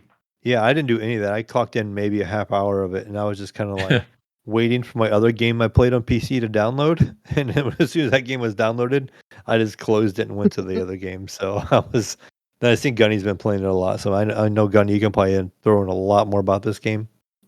Yeah, so I did watch this game it was probably more than 6 months ago, where I saw streamers were playing like this early copy, and as soon as I went to Steam, it was like, oh, expected release date 2024. I was like, yeah, and this was like the okay, number is that one soon? waitlist game on Steam. Like But it for was the like longest 7 months time. later, that finally it came out. And then what happened was, I think Monday we were going to record. I picked up my son, and then he goes, and he's not into these kind of games at all. He goes, "Did you see that game, Manor Lords? Are you getting that game?" I'm like, well, eventually. I've been watching streams. It was kind of out, I think, on Steam already, like a few days or something. Yeah, I think it came out that Friday. And I watched it, and I watched kind of the early reviews, and I think IGN actually did a pretty good job. Like the reviewer, I forgot his name, where he did like a tips and tricks, and then he did an early review, and I went, cool, looks pretty good. But I don't know what it was. It was like, it doesn't matter on price, right? I just I'm always careful with money, right? Like what I'm gonna buy next or whatever. And then like I was like, I said eventually, maybe I'll probably pick it up. It looks a little too early for me. So, and of course I came home, we were going to record, and I turned on PC Game Pass, and boom, it's right there. I'm like, holy shit, download Yeah. it, let's go. Yeah, I knew it. And I've been stuck on that ever Game Pass. since. For I 7 looked days for it now. on the Xbox, and it wasn't on there, so I was like, "Oh, I thought for sure it was out." So then I looked at it on the PC, Game Pass, and it was on there. So it's not out on console yet, evidently. But Yeah, I think like I said, just I so went into it similar thinking it was situation fine. to City Skylines 2. Mhm. But no, I didn't even see an expected date for consoles yet for Xbox It ran well X from what I S. understand. Like some background on the game, it's like made by one person. I think I've heard. Yeah, true. But I fired it up and I went to the settings right away. And on my setup, I think I was getting about 180 frames with the game maxed out. So it ran pretty well and stuff. It ran smooth and it looks fine. It doesn't look like it's a bad looking game or nothing like that. So it's Yeah, and it doesn't look AAA quality. And so the one thing I always do, Mayo, and tell me if I'm doing something wrong, but I figured, okay, I've got a 1070 Ti. I'm not gonna try and shoot for the stars here. The one thing I always do is go, you know what, the max amount of frames I want is 60. I'm not gonna go unlocked, and then I'm just gonna go for the higher quality textures or medium shadows. But ultra on other things, and Yeah, so I mean, I far would go I've through and the things you want turned on, crank those things up, and if you yeah, want to sacrifice shadows and stuff, so be it, to make the game run. I just put it on unlocked frame rate right away, and just let it do its thing. So, yeah, but and so far so yeah, good. It it makes sense that actually, you would like, do it that way. it's been running, like, the counter on the left is like saying 59, 58, 60. So it's been staying Good pretty close deal. to 60 so far. But I think Yeah, maybe there's not a lot going on. Like, how do I explain this, Mail? Like, there's not. I mean, the this is game was not. very quiet for me early on. It was just like very calm. It's just like you can just look at the Yeah, town, and like I said, it wasn't telling me much stuff or anything. Like I could just probably leave it right there on that screen and walk away, and nothing would happen except for a couple people would be walking around. Like your settlers in the yeah, village or because you whatever have to build live more there. houses to get more people. And Yeah, then I didn't know how so to do so any of that. So let me back up. So what you need to do, like, first thing is when you're in that main menu and you're choosing like a new game, something I've noticed none of the YouTube videos actually talk about, and that is that you can kind of choose like the peaceful mode, or you can just kind of do custom and say, okay, no initial bandit camps, or no initial bandit camps spotted, or you can kind of make it turn it into baby mode if you want to. But Mhm. but I think eventually, like, you can't go to baby mode because, or you could, but then what happens as time progresses on, like the years go by, even after the first year or the second, it does show you, like, on the screen where it's like, hey, this faction over here is, they're claiming this territory. So I think there's like 12 territories on that map. It could be more, could be 15, I can't remember. So, and you get randomly put on one of those territories, like it's that one's yours. So um and in order to claim any other territory, I haven't even come close after 20 hours. I'm probably doing something wrong. I think you basically need points. I forgot what they call them in the game to actually claim other territories. So, but you'll see it in the top of your screen as let's say you're well into a game, it'll say, oh yeah, they're taking this territory. It might be the one that's like, you know 200 miles away or whatever at the top of the screen. So it's like, okay, that's not too bad, right? It's not like but I'm sure that eventually the walls will close in on you if you don't claim other territories. So I think you can go, like, once you get an army up and running, you can go in and say, hey, I'm coming in to take this other land. So then you kind of Uh-huh. battle it out, and it kind of looks like, to me, like, it looks like an RTS, but it's not. It kind of sets up that way. Again, I haven't played. I've just watched streams and YouTube videos of just showing how you fight battles. So I think, I think the game kind of chooses, like, hey, we're going to choose this area for the battle, for this piece of land.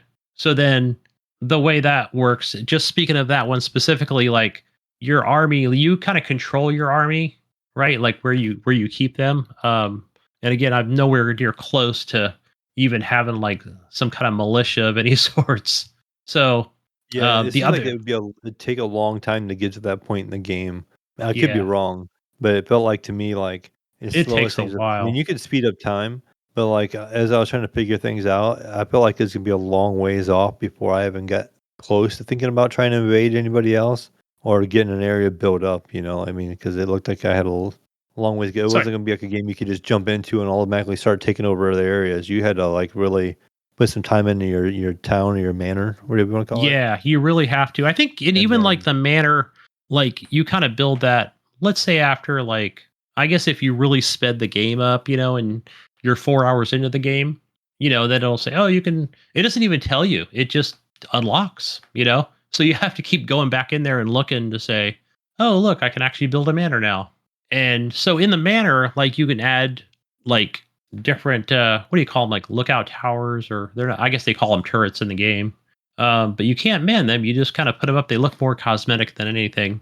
And there's a tax office and something else you can kind of gate it off, like it's a little walled in there with like wooden gates, or like a wooden fence.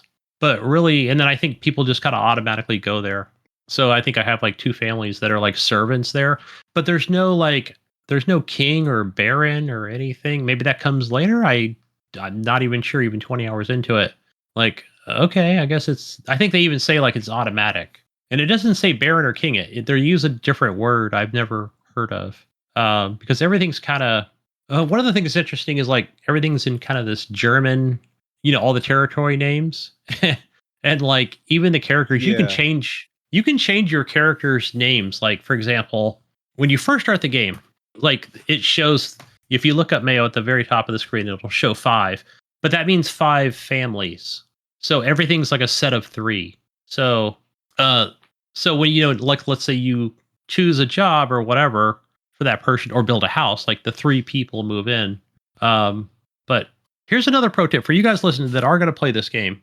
So, and this happens to me every time. So let's say you build 5 houses in Mayo. You would think it shouldn't show 5 people homeless, right? Or 5 people. It even says like, oh, they're going to freeze to death out there. You have to go in that little working camp that they're in, the one that you start off with. You have to destroy it. So, really? Okay. Yeah, and then they'll actually go and fill the houses, and you'll never need that workers camp again. Like I said, I was just throwing stuff at the game and like, okay, build this. And I haven't seen where it was like you had a thing for your logging, and then you had a place that would make planks. You had a place that made firewood. Yeah. Like so everything's like, on foot. Yeah, one place makes logs, one place makes firewood. I'm excited to try this game. You'll love it, Jesus. It's like Becastled.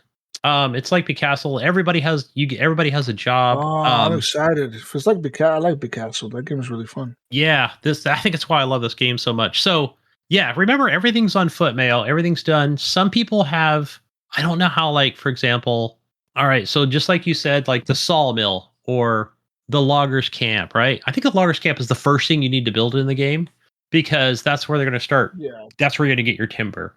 To build the houses. But it didn't, like I said, Jesus, the game doesn't tell you right away. It doesn't say like, hey, you need to build a loggers camp. It's just like, I guess you just use past experience from other games. You're like, okay, I know I need you go to YouTube, and that told me the first thing. So every YouTube video was like, build a loggers camp first thing ever. And that makes sense. Loggers camp, and then you want the storage. I started doing the hunting. I did a loggers camp, a storage, and I did the hunting. And then the thing to get berries, like a gathering thing to gather food. You forgot one other thing, and that's called the supplies right away. Yeah, the one other thing, I think it's called, what is it called? The pantry? But there's another name for it in the game. It's basically a pantry. Far. And then I clicked on something by accident, Jesus, and there was like different layers that you can see. I think you can see like an underground layer for water or something like that. I'm not really sure. Yeah. So I clicked that is for like, I didn't even know what it was. So yeah, that's for underground for the well. In the beginning options menu, you can choose like whether that matters or not. And really, all I needed was just to put down one well, because I chose like don't choose like like a water well location. Just place it anywhere. And I think I just placed one, and as long as your houses are fairly close, and if you click on those houses, what are they called in the game? I don't even know how to pronounce it. Burjaji, something like that. Burjaji. Something, but I just call them houses. So then they all say that they're fine with water. The well water works. Everything works good. So everybody needs like a freaking job for something. Like, for example, Mayo, if you do like, I think the sawmill makes planks. I forgot the one that actually makes the firewood. That one's obviously very important, because the thing that makes like the firewood, those are the ones going to have to supply the houses. If you don't supply the houses with firewood, people won't move in. So you might have to actually put 2 families working on that, on the firewood, to actually, make sure the houses are good. I think if you even let that kind of lapse, like people will stop working. Like, well, I guess it's too cold to go out and I'm already cold in here, you know? So yeah, that's one thing I always upkeep as well. The other thing is like you got to have the what are they called in the game? But they're like the ox, you know, for your Yeah, there's like y- oxen. I know it said something like they would automatically work when I did the first thing I built. I can't remember what it was. I don't know if it was the wood thing or not, but it did something to do with the oxen. You know, like it'll yeah. It automatically starts use you the with oxen one. for this. It requires one. Yeah. Yeah, it starts you with one, and then I think they recommend like, oh, order another ox or something. But again, keep in mind that you're going to use money, which is in kind of the top left. You know, kind of it's near the middle, but you'll see like that's where your actual currency is as well. So, but eventually you do want to in when you do start the game, you do want to build a second one, so you have two people working oxes that are pulling lumber, you know, to make houses. So, and I think they will make houses in the beginning. Like, it's not like you have to have the sawmill right away to make actual planks, but I think it's the process just goes faster when building homes or any other structure that you're going to build. So, I've already done like I've started the game 3 times already. So, the first one, forgot why the hell I even said, I just don't like the town, or I felt like I wasn't getting anywhere. So then the second time I started, I thought, okay, I'm actually doing really freaking good, but I kept running out of money. But then I'd go back and watch more videos to say, okay, like if you want to make any more, you You're know, not used to progress, make sure you have farms. that God mode like in City Skylines where you have unlimited money, huh? Jesus, I he's over know. there. See, now I got to worry about money. I'm so Unlimited used to money. He's that. got to play a real game now with money involved. Yeah. Gosh, I it's know giving me baby anxiety mode. looking up there, going, oh my god, I'm like I've only got like $40 left. Like I feel like a fucking hobo. It sucks. But Yeah, so now back I'm in on the that third.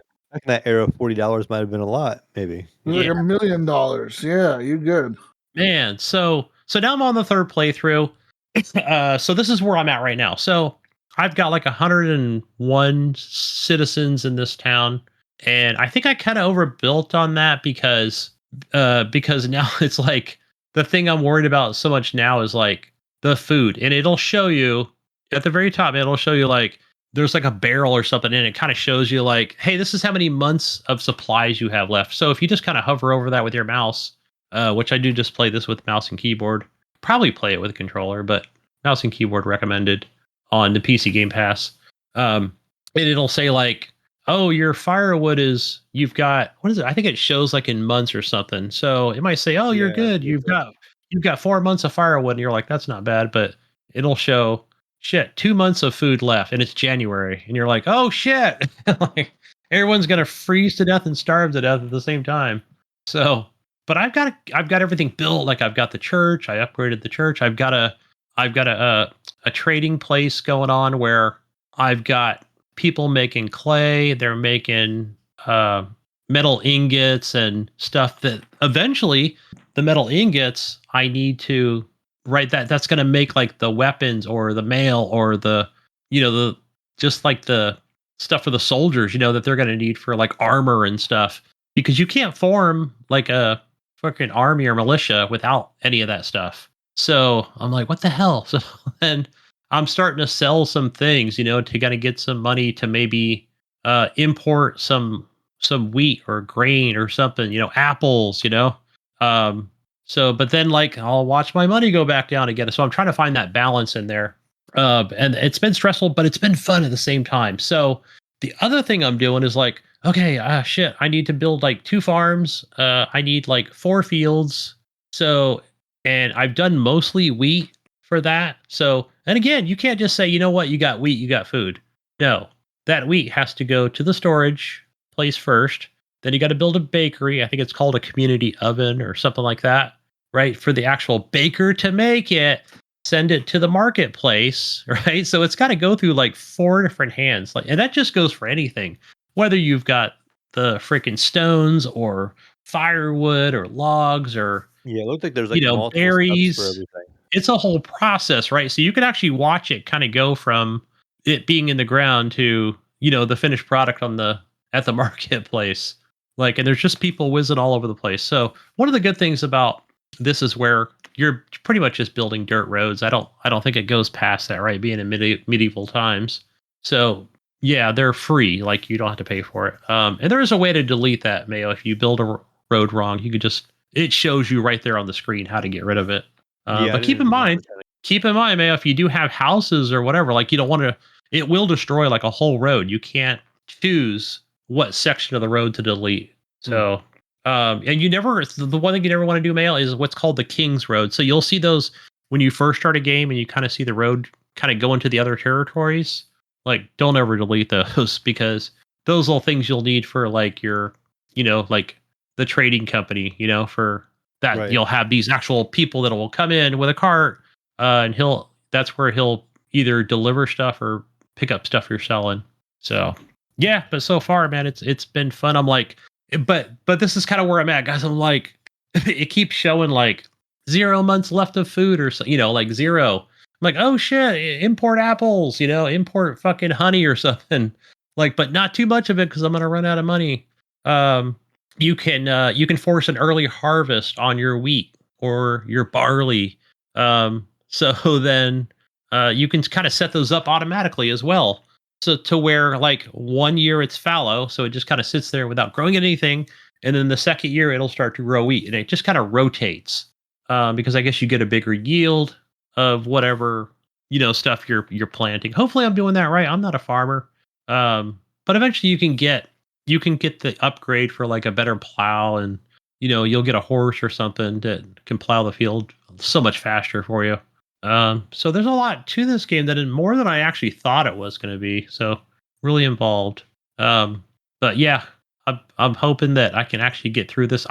The one thing I don't know is like, how do I upgrade the homes? Because when you click on them to say, hey, I want to upgrade, and I've been making roof tiles, Mayo. I got my clay, I've got the blacksmith, I've got all that stuff. So in any excess, I just been selling to the trader for money for food. So yeah, so I'm gonna keep on playing this game until I figure out how to be successful at it. Hopefully I get to claim some other territories as well. I feel like I'm close. There's like a thing where it says like, I think it's like 2,000 influence points. You can buy another region or something, which will have more resources on it.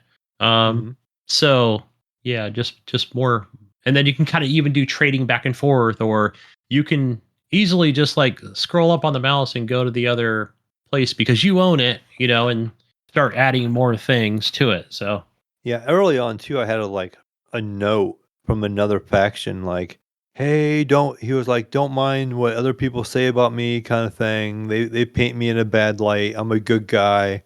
We can be friends as long as we're not hostile or something like that. I'm just like, huh? And you could hit respond or dismiss. I just dismissed it because I never talked to the guy. I don't even know what faction it is, if he's right beside me or anything. Like, I didn't know anything about I dismissed it. No, I responded the first 2 times. And then he's like, oh, it's going to be like that. You're going down, So, No. And then you'll see a thing pop up, Mail. You'll see that thing pop up on the screen where it'll say, hey, this region is being taken over or whatever. If you click on that, you're clicking on respond. You're like respond to the battle or something like, and it'll say, well, bring it on. And then it'll actually show you where the battle is going to be taking place or something like, but nothing really happens I think it'll say like, oh, since you never showed up to the battle, it's just they actually get the territory or something. So nothing really becomes of it, I guess, unless they're trying to take your land. So right. Yeah, just make sure you keep it in peaceful mode till you learn the system. That's what I recommend. So keep it in baby mode. And then even the bandit thing, like I mentioned, like the random bandit encounters, like I guess you don't even see them. You'll just get a kind of a notification at the top of the screen. It'll say, hey, a bandit came and took 4 weapon parts or 4 pieces of food or something. Like it doesn't actually show them coming onto the, your region and taking it. So maybe it does. I just haven't actually noticed them. And you'll get notifications saying, hey, we spotted a bandit camp. And if you click on that, it'll just go to the next region. And it's just like maybe like 10 bandits. And they're just kind of like fighting each other and goofing around in a little tent or something. Mm-hmm. So it probably just means like more people are moving into that region, then they're going to take it over eventually. So one other thing I think, if I didn't mention like about forming your militias, and I think you get 3 different choices between like swordsman, spearman, and something else. But then you can also, if you've got the coin, you can actually just go and hire mercenaries. So it's kind of like buying an army in a way. So then I don't know how long like you get to keep them or you just get to use them and choose them, whenever a battle needs to happen. So, and it's funny to watch because I've seen it on YouTube and stuff. Like literally they'll start from the bottom of the map and they just start walking very slow. So yeah, it's not like they're on horses or anything, or have any land vehicles back in medieval times. And it's like, hurry up, come on. And so it takes a while. You really got to speed the game up for anything to really happen militarily. So, but yeah, that's enough about Manor Lords. I did roll credits, guys, on Dragon's Dogma 2 last week. Nice. So I know that because talking to Bill Gardner, I know he said, I think in our little chat about, I reached level 50 and then I just completed the game. So I got to 50 and I thought, okay, I'm just going to keep playing this game and kind of see what happens. Where for me, I did a lot of stuff where I'll back up here. I didn't do a lot of this, maybe some of the things that Jesus did back in Vernworth, where, at that castle area. So I only spoke to like the Queen's son, maybe once or twice or whatever, these little missions. And spoiler alert for anybody listening, I'm just going to go ahead and kind of spoil the end of this game. So maybe fast forward, maybe 3 or 4 minutes for Dragon's Dogma 2.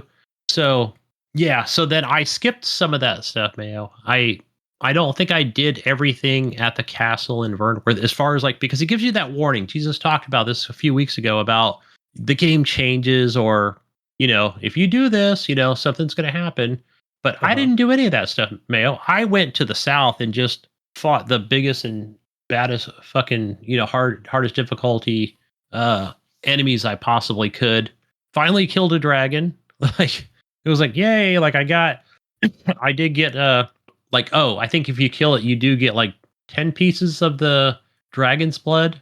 So then you could just take that and go upgrade some of your armor to its fullest, or probably just one piece, right? So you'd have to kill more dragons to get, maybe upgrade your other fucking weapons or, shit that you're carrying. So it's a grindy game. So I did that.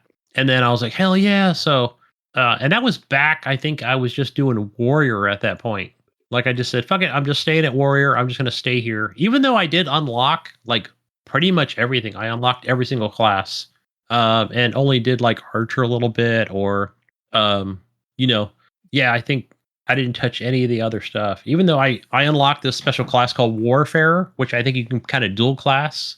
And I thought, nah, maybe I'll just do that the next playthrough where I'll be an archer and a mage or something, because you can kind of the thing is like in the store, like in the different town stores, like, here's a whole list of stuff, from different armor pieces to weapons, right? But it kind of shows you like, oh, you can't wear this, you can buy it, but you can't equip it.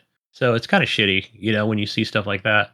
But now I can just equip pretty much everything if I choose. But the store kind of sucks, by the way. It's a lot of it's just kind of the same stats, So I think it's just more of the upgrade pieces that, or the items you might need to upgrade to make it actually even better. Yeah, that's a game I need to jump back into. Like I said, I got away from it for a while, and then I just didn't really get back into it. And then like I tried to play it once. I sat down and played it for a little while. Then I got away from it again, and then it's just kind of like been sitting there. Yeah. So then I get to down to the Bachtal area or whatever the hell it's called, and I'm just doing a lot of missions down there.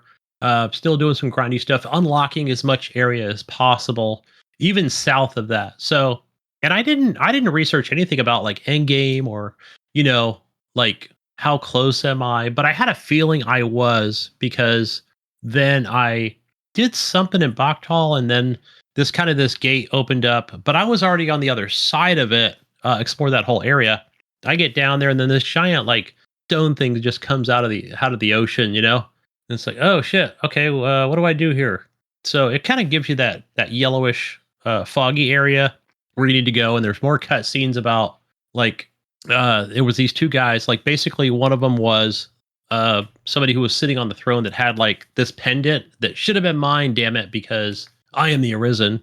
And I was like, oh, I remember him from Vernworth. And there's another guy I don't think I even recognized. He's like, I'm gonna control the dragon and we're gonna kill this thing. So I'm like, all right, cool. So anyway, I killed the big stone thing. That was kind of lame, by the way. It was cool looking, but it was like pretty much just taking it down with like it's called a garrison or whatever, just like I don't know, just using these medieval devices to shoot at it and it just fucking falls down. But fast forward, I get to the very end of the game, and there's this guy that comes up on this like little bridge, right? But you're inside like a castle-y thing. He's like, remember me? And I'm like, he goes, yeah, remember I told you I wanted to fight you? And I'm like, yeah, you mentioned that, even though like we kind of did a mission together. That's cool. So it is kind of a solo mission, even though you've got your 3 other pawns with you, including your main. So then he killed me right away. Then I respawn. Load last save. Okay, go in. All right, make sure I took my fucking upgrade potions. I go in there. I've got my shield on, and he gets me down to like halfway, and I'm like, oh shit, right? So I back up to where my other pawns are, and but they're AI, right? And they're thinking like, okay, we're not supposed to be a part of this fight. And I'm going, heal me, heal me. Like, I need some fucking healing shit going on. So then, and I even hit the record button. So then he comes at me, and he goes to hit me, and he goes flying off the bridge and dies. So I'm like, okay, really? Cool. Yeah. I was like, nice. He goes, you defeated him. Nice. So I just walked across the little bridge, picked up the key, and then it was on my way to the top to meet the dragon, right? So kind of cool. You see this like dragon who you think, okay, he looks pretty badass, but then this humongous ass dragon comes down and stomps on him. And I think he ends up killing like the other guy, the guy who I had no idea. So, because I must have missed part of the story or something. So he's like, all right, do you want to fight me? You want to bring it on? Let's go, right? What do you choose? And I don't see anything like choices or anything on the screen. So I'm like, you know what? I don't know. What happens if I just turn around and walk away? At this point, like, right. Is that an option? So I start walking away, and it's like, the dragon looks at me, goes, is that what you're choosing? Wimp? Baby mode here? What's going on? And I'm like, are you sure? And I go, yeah, let's just call it here, And the game just fucking ends, Credits roll. I'm like, interesting. And I'm like, is that it? No, I know there's more than one ending. So I messaged Bill Gardner. I'm like, Bill, what's the other option? What happens, if I choose? Because you could just go in and choose last save, right? And you only get one of them. He goes, yeah, you got to get on the dragon's back and fly to a different area. At least that's what I thought he said. So that's what I did. I went up to the dragon the second time, and then I just kind of whacked it in one of its talons, He was like, all right, let's go. So then you hop on its back, and it takes you to a new area, and you fight the dragon with your pawns, and then credits roll, right? And it takes you, and then you actually get to sit at the throne in Vernworth. So I'm like, was that it? And Bill's like, no, that's not it. Like, that's not the true ending. The true ending is you have to do it another way, right? I'm like, so... But you know what? At that point, I was like, you know what, Mayo, I'm done. I've done 2 endings. Let's go New Game Plus. Yeah. I'm going New Game Plus. You get to keep all your stats. And I figured, you know what? I can get this done in probably less than 20 hours now at this point, right? If I keep my stats, I don't have to grind for hours or something, Maybe get to explore some more areas that I haven't maybe touched or been to. Some other enemies that I want to kill that I haven't had a chance to. So I need to get back to that game. I gotta launch on my PS5. Yeah, that's what I was. Like, I got away from it, and then I got kind of lost. I'm like, what was I doing? What was going on? Kind of thing. But I had a good time. I think the story was like, yeah, whatever. That's cool. Like, it just, I don't know. I didn't get it. So I already freaking knew there was going to be a dragon at the end, like the first one. Let's go fight and beat the dragon. But yeah, how many hours did I put in that game? I don't even know. Probably 50 or 60. So yeah, maybe I don't know. Can I choose? I guess I could. Yeah, I'll just go back. I'm gonna do the warfare class. That's what I want to do. I want to mix and match on it. So that's my goal. See if I could just play warfare the entire time. But the other game, the only other little game that I've been playing, besides this was over on I did play this actually on Steam. I've been meaning to pull out the Steam Deck, guys, but I haven't, right? Because I've been on Xbox playing Manor Lords and on PC along with Dragon's Dogma. But it's called Wedding Witch. So this is Ghost Nico's friend Drax actually I saw he was playing this. I'm like, what is this game you're playing? He goes, oh, it's like just think of like the hell's the bullet hell game I'm thinking of here, guys. It's Vampire Survivors, right? So it's like that, except it just has like a more of a female character, like, but it's not. There's no nudity or anything, but like just this outfits that she's wearing, and she's got like the whole theme of this There game is no nudity because no, the first thing I seen right away showed big breast potion and it shows yeah, the like an giving it to her. anime almost, And then it right? said Yeah. censored. Yeah, I was. So you get the big breast potions, or you can get the big muscle, or you can get or male, you can even go with the small breast potions. But you want the big breast potions because those are going to have explosive damage. So, um, Hmm. but yeah, so then the theme of this game, like it's funny, like in the beginning of the game where it talks about, so she wants to get married and she has to find a guy or something, and somewhere he's on the map, and she's gonna find him and marry him. So she's got like this bouquet as a weapon, this bouquet of flowers, So it's really just a weapon, right? That she just killing enemies with. So then the game is on a timer, so but not like Vampire Survivors where it's kind of the opposite, right? The timer just runs out. I don't know what it is. It could be 2 minutes. I really don't pay attention so much to the timer. I think maybe they're a little longer as for each level. So it's but speaking of that, I want to say like you played Slay the Spire, right? The card game. Yes. So it has the same like grid layout when you're kind of choosing kind of where to go next. I'm like, that was a total ripoff, which is fine, I guess. Right? Like, okay, just choose this path or whatever to kind of work your way to the boss, right? Like a triangle. So, and each mission gets harder and harder, but you do level up roguelike. So, each time it's going to be, well, you don't level up, but you're just going to get like more explosive damage, more, whether it be elemental or other types of damage, stuff like that. So, better, I don't think I saw like anything like luck or anything, but maybe you get a better weapon or something. Didn't play a whole hell of a lot of it. So I did kind of beat it. Like even the first time, maybe they let you get to the boss, then you beat the boss, and then the game kind of starts over. But in this game where it just has like this whole list of like things where you can level up your character, and there's quite a bit to it actually. So I didn't mess with that too much. I just started another game at the bottom, kind of went in, and then just kind of started it over again. So with the new level ups. So I think that is kind of like a Vampire Survivors style game. But yeah, just funny little writing mail where I think you get to at the end of each level, right? Like it'll say like, all right, do you want the big boob potion or whatever, right? Like, and she's like, oh, that milk was so good or something, like. Yeah, you can tell definitely the references like even in the trailer it said like all to get to the happy ending. Yeah.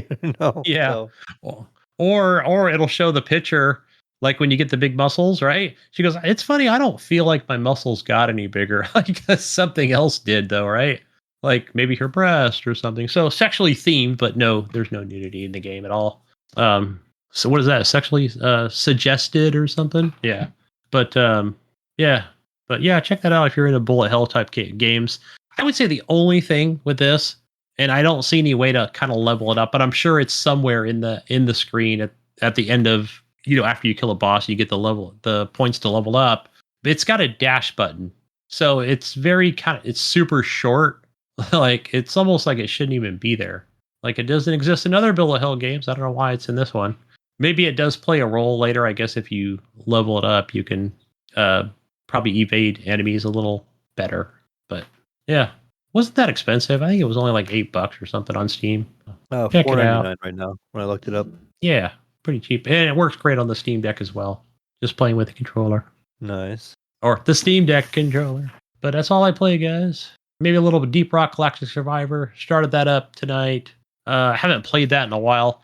But Mayo, I did not see. I talked to you. I said there was an update with the Dreadnought where it should be a little bit harder to kill the Dreadnought.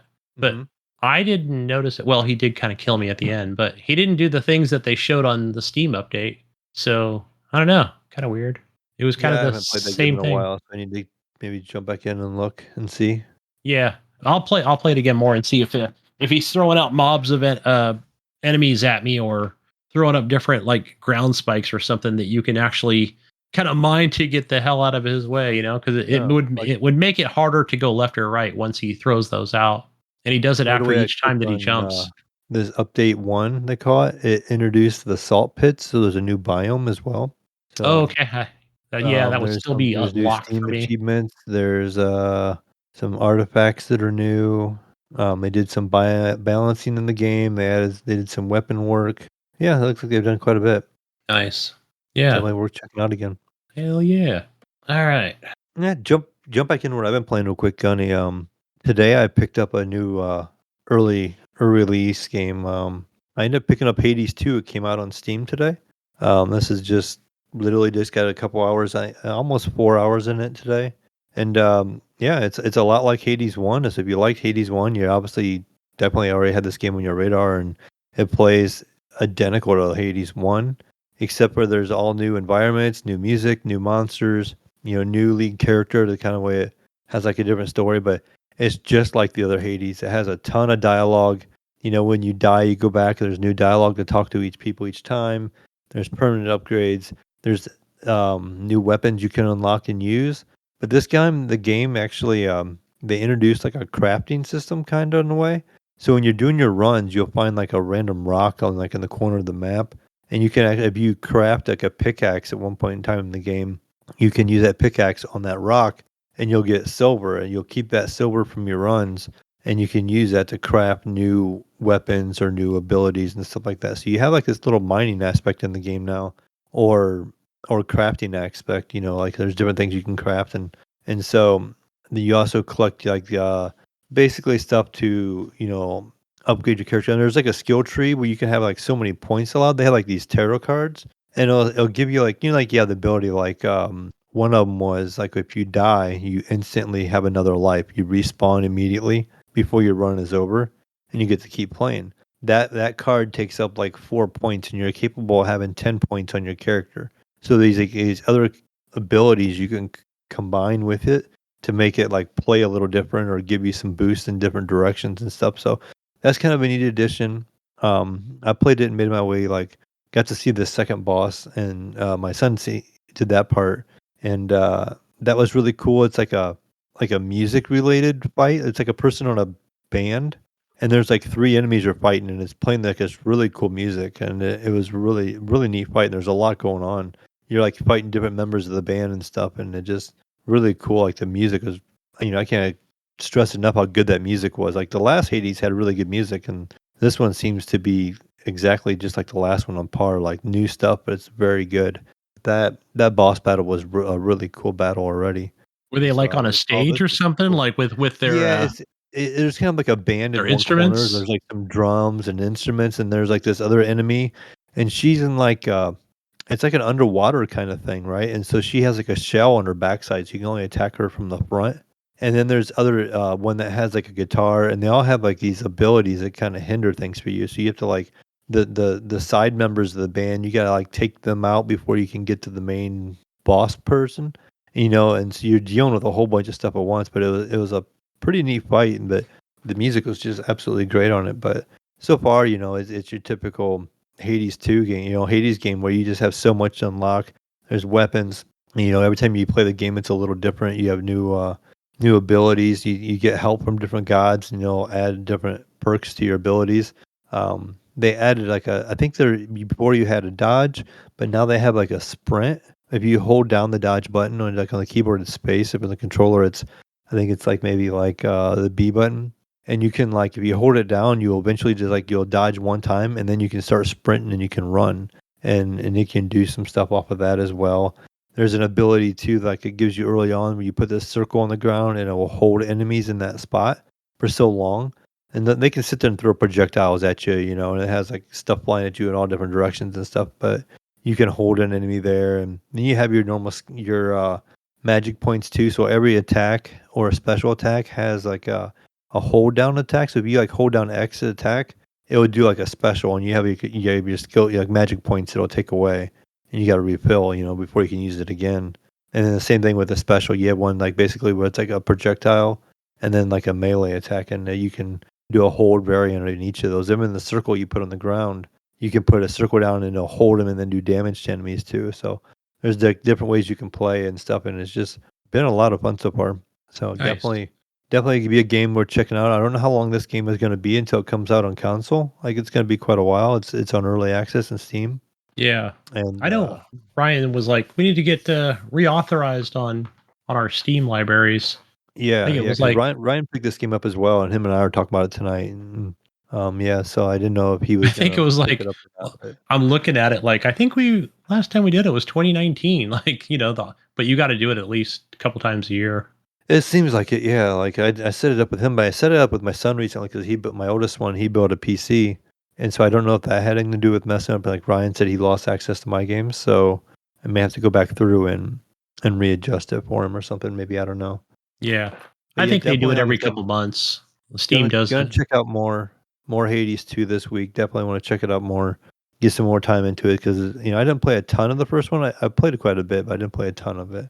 It didn't hook me like Dead Cells did, but a lot of people did like it, and since it's the newest roguelike kind of game like that, I'll try to grind through this one. And then Yeah.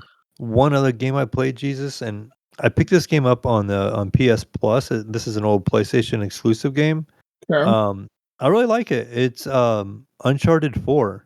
So Oh, I, that's a I good game. actually installed like the legacy pack or something like that, and it asked me which one right away. It was like, do you want to play like the first three or do you want to play 4? And it asked me like which one I wanted to download first.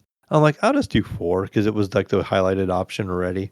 And I feel like for me, like being unfamiliar with the Uncharted series, it was like a really good spot for me. Like I don't know because the game starts off with like this whole little chase scene on a boat, and you're like dodging, you're running in the ship, their boats making them crash, and you're fighting the waves and trying to steer through it, and it's like a lot of going on. And then like you get knocked in the water, and it does this flashback like when you're a kid and your brother's coming there, and you're like climbing across all these rooftops and doing all these things. Then the Yeah. game goes like 15 years later, and it's like shows you in prison, and you're in there with your brother, and you that's when it does the first whole little bit of exploration where you have to go and find this little thing in this, old prison or something.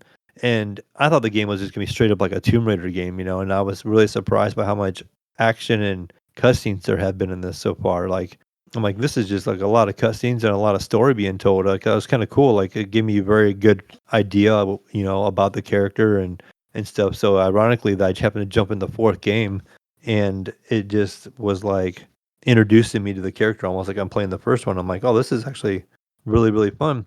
And even like there's a part where I'm trying to think right after the prison thing, it shows you doing like a diving scene. And in typical PlayStation fashion, the two things that stuck out to me the most so far, like when you do the one diving thing, you find this junk, right? It's under in a river, and there's like a crate underwater. It's like a railroad car or something, right? And you have to swim down into the railroad car, and then there's some missing cargo that was in there. Well, one of the cargo is underneath the railroad car, and you're radioing with somebody as you're diving down there, and they're like, "Okay, we'll send the crane down," and they send the crane down to you, and you have to swim up and grab the hooks on the crane. They're gonna lift the crate up so you can the car up so you can get the crane out or the crate out, and you have to go grab the hook, right? And you get to swim through the loops of where they're gonna hook it so that it will wrap and hook. Like where they add little things like that. Just these little touches are really cool. And then it hooks it, and then you gotta do the other one, and they pull it up, and then you swim underneath the car, and you grab the box, and you're like hold on to it, and you gotta like swim a little harder, and you put it in there, and then you have to ratchet it down into the thing, and then they lift it all out. And just after that, the other thing I thought that was really really cool is something I've never really seen done in a game very often is it shows them at home, and it's called like Home Life or something was the title of that section in the game, and you kind of get to meet his girlfriend, and he's talking with her, and she cooks food, and you guys are like started like playing around and arguing who's going to do the dishes, and she's like, oh, I'll play you for it. He's like, oh, all right. He goes, I'll play you for it. I'll beat you in your stupid game. She's like, my game? You ain't gonna beat my high score in my game.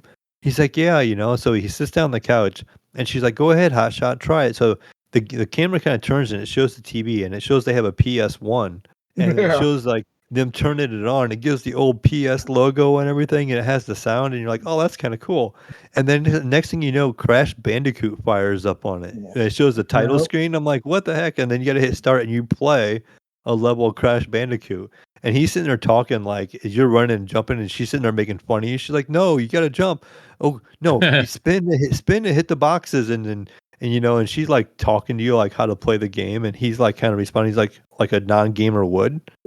So that was really cool that they threw the Crash Bandicoot level in the game. So like just the level of production is so. I wasn't expecting it from this game. Like I just it's what a 2016 game I think I looked up. This is And that was it's like good. Naughty I'm Dog's enjoying it. like that was like the franchise temple game at the time, man. Like Naughty Dog's fucking Uncharted 4 was like The Last of Us 2 or like God of War of Yeah, 2016, it man. looks Like it was like great. the I top was game. impressed how good it looked and everything.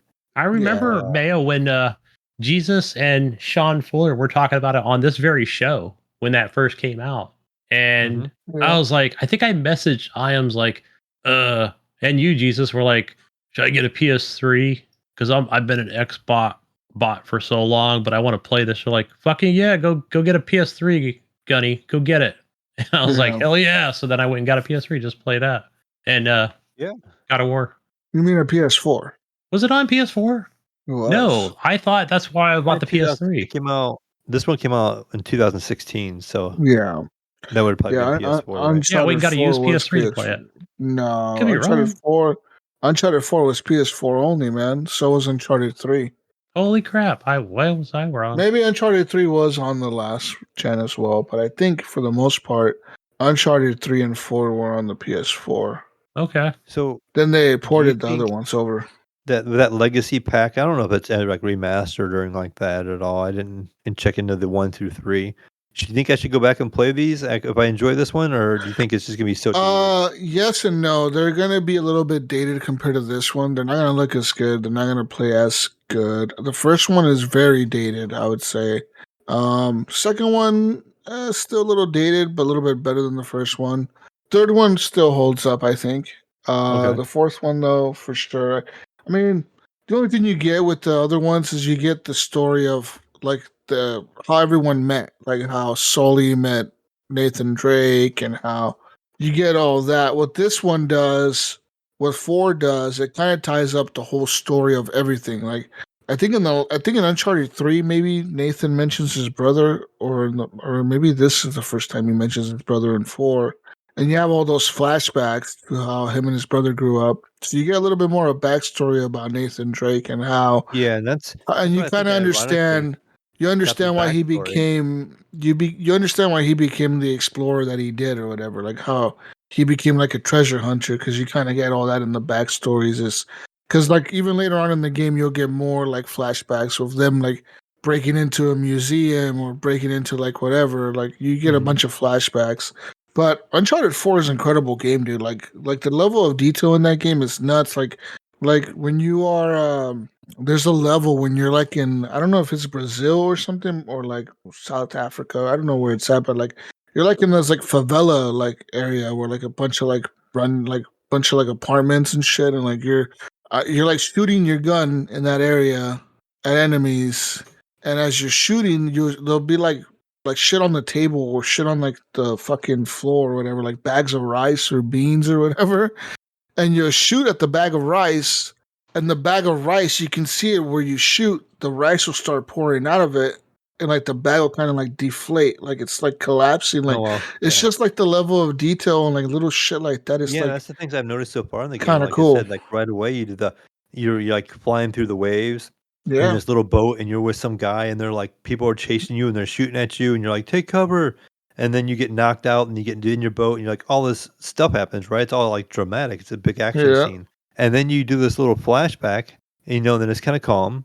You're doing the whole rooftop thing, and you sneak over past this nun, and then I'm like, okay, this is some sneaking time. And then after that, it shows like 15 years later, and it shows you in that prison, and you're fighting like this other prison inmate, and you're yeah, doing this whole punching thing and all this stuff. I go, okay, then the guard takes you, and he like takes you, and he releases you out the back and tells you to go find that treasure thing. He wants in on what you're doing, kind of yeah, thing. And then you're like, you're, I think it's your brother or one of the guys in your group betrays the guard. And so yeah, then all hell breaks loose, and you're like trying to run out of the prison, and everybody's shooting at you, and the stuff happens with your brother, and you're like, holy crap, you kind of see everything that's happening, and you're like, okay, this is actually kind of cool. and it was a lot more watching early on than I anticipated. I would say, like, and It then has a lot of I just setting thought it up was in gonna that be, one. yeah, I just thought it was gonna be a lot of exploring early on, like a Tomb Raider game, and it just completely not what I thought it was gonna be like so far. So I've You been can enjoying it though. see you can see how the Last of Us, the first game, kind of influenced Naughty Dog and their storytelling with Okay. Uncharted 4, because Uncharted 3 has less of that stuff, or less of like the cutscene storytelling shit. And Last of Us 3 or Last of Us original one has a lot of that shit, right? Even the Last of Us the second one has a lot of that stuff where like you're playing a little bit of a section and then you have like two or three cutscenes, right? Where you're like watching the story play out and you're Right. seeing like the things being set up. Like I think Naughty Dog didn't used to do that before Last of Us. And I think they saw how well it worked in The Last of Us, that they used some of that stuff in Uncharted 4 to tell the story. Like less of the gameplay, but more cutscenes and a little bit longer cutscenes than usual. But if you go back to the older games like Uncharted 2, Uncharted 1 and 3, they have like Uncharted 3 has probably the longer cutscenes, but Yeah, they're that's not the one I played nearly on a, PS3. Drake's it's a lot of Deception. it's a lot of gameplay though. It's a lot of set pieces, a lot of action all the time. It's just constantly gameplay, gameplay, gameplay. And definitely Uncharted 4 kind of took more of a Last of Us approach where they kind of slowed down a little bit and said, "No, let's watch the story real quick. Like we're trying to set this up and you'll see what we're trying to do here." But they're nevertheless, I still remember sections of Uncharted 4, man. Like I know it was 2016 when it came out, and I probably played it around 2016, 2017.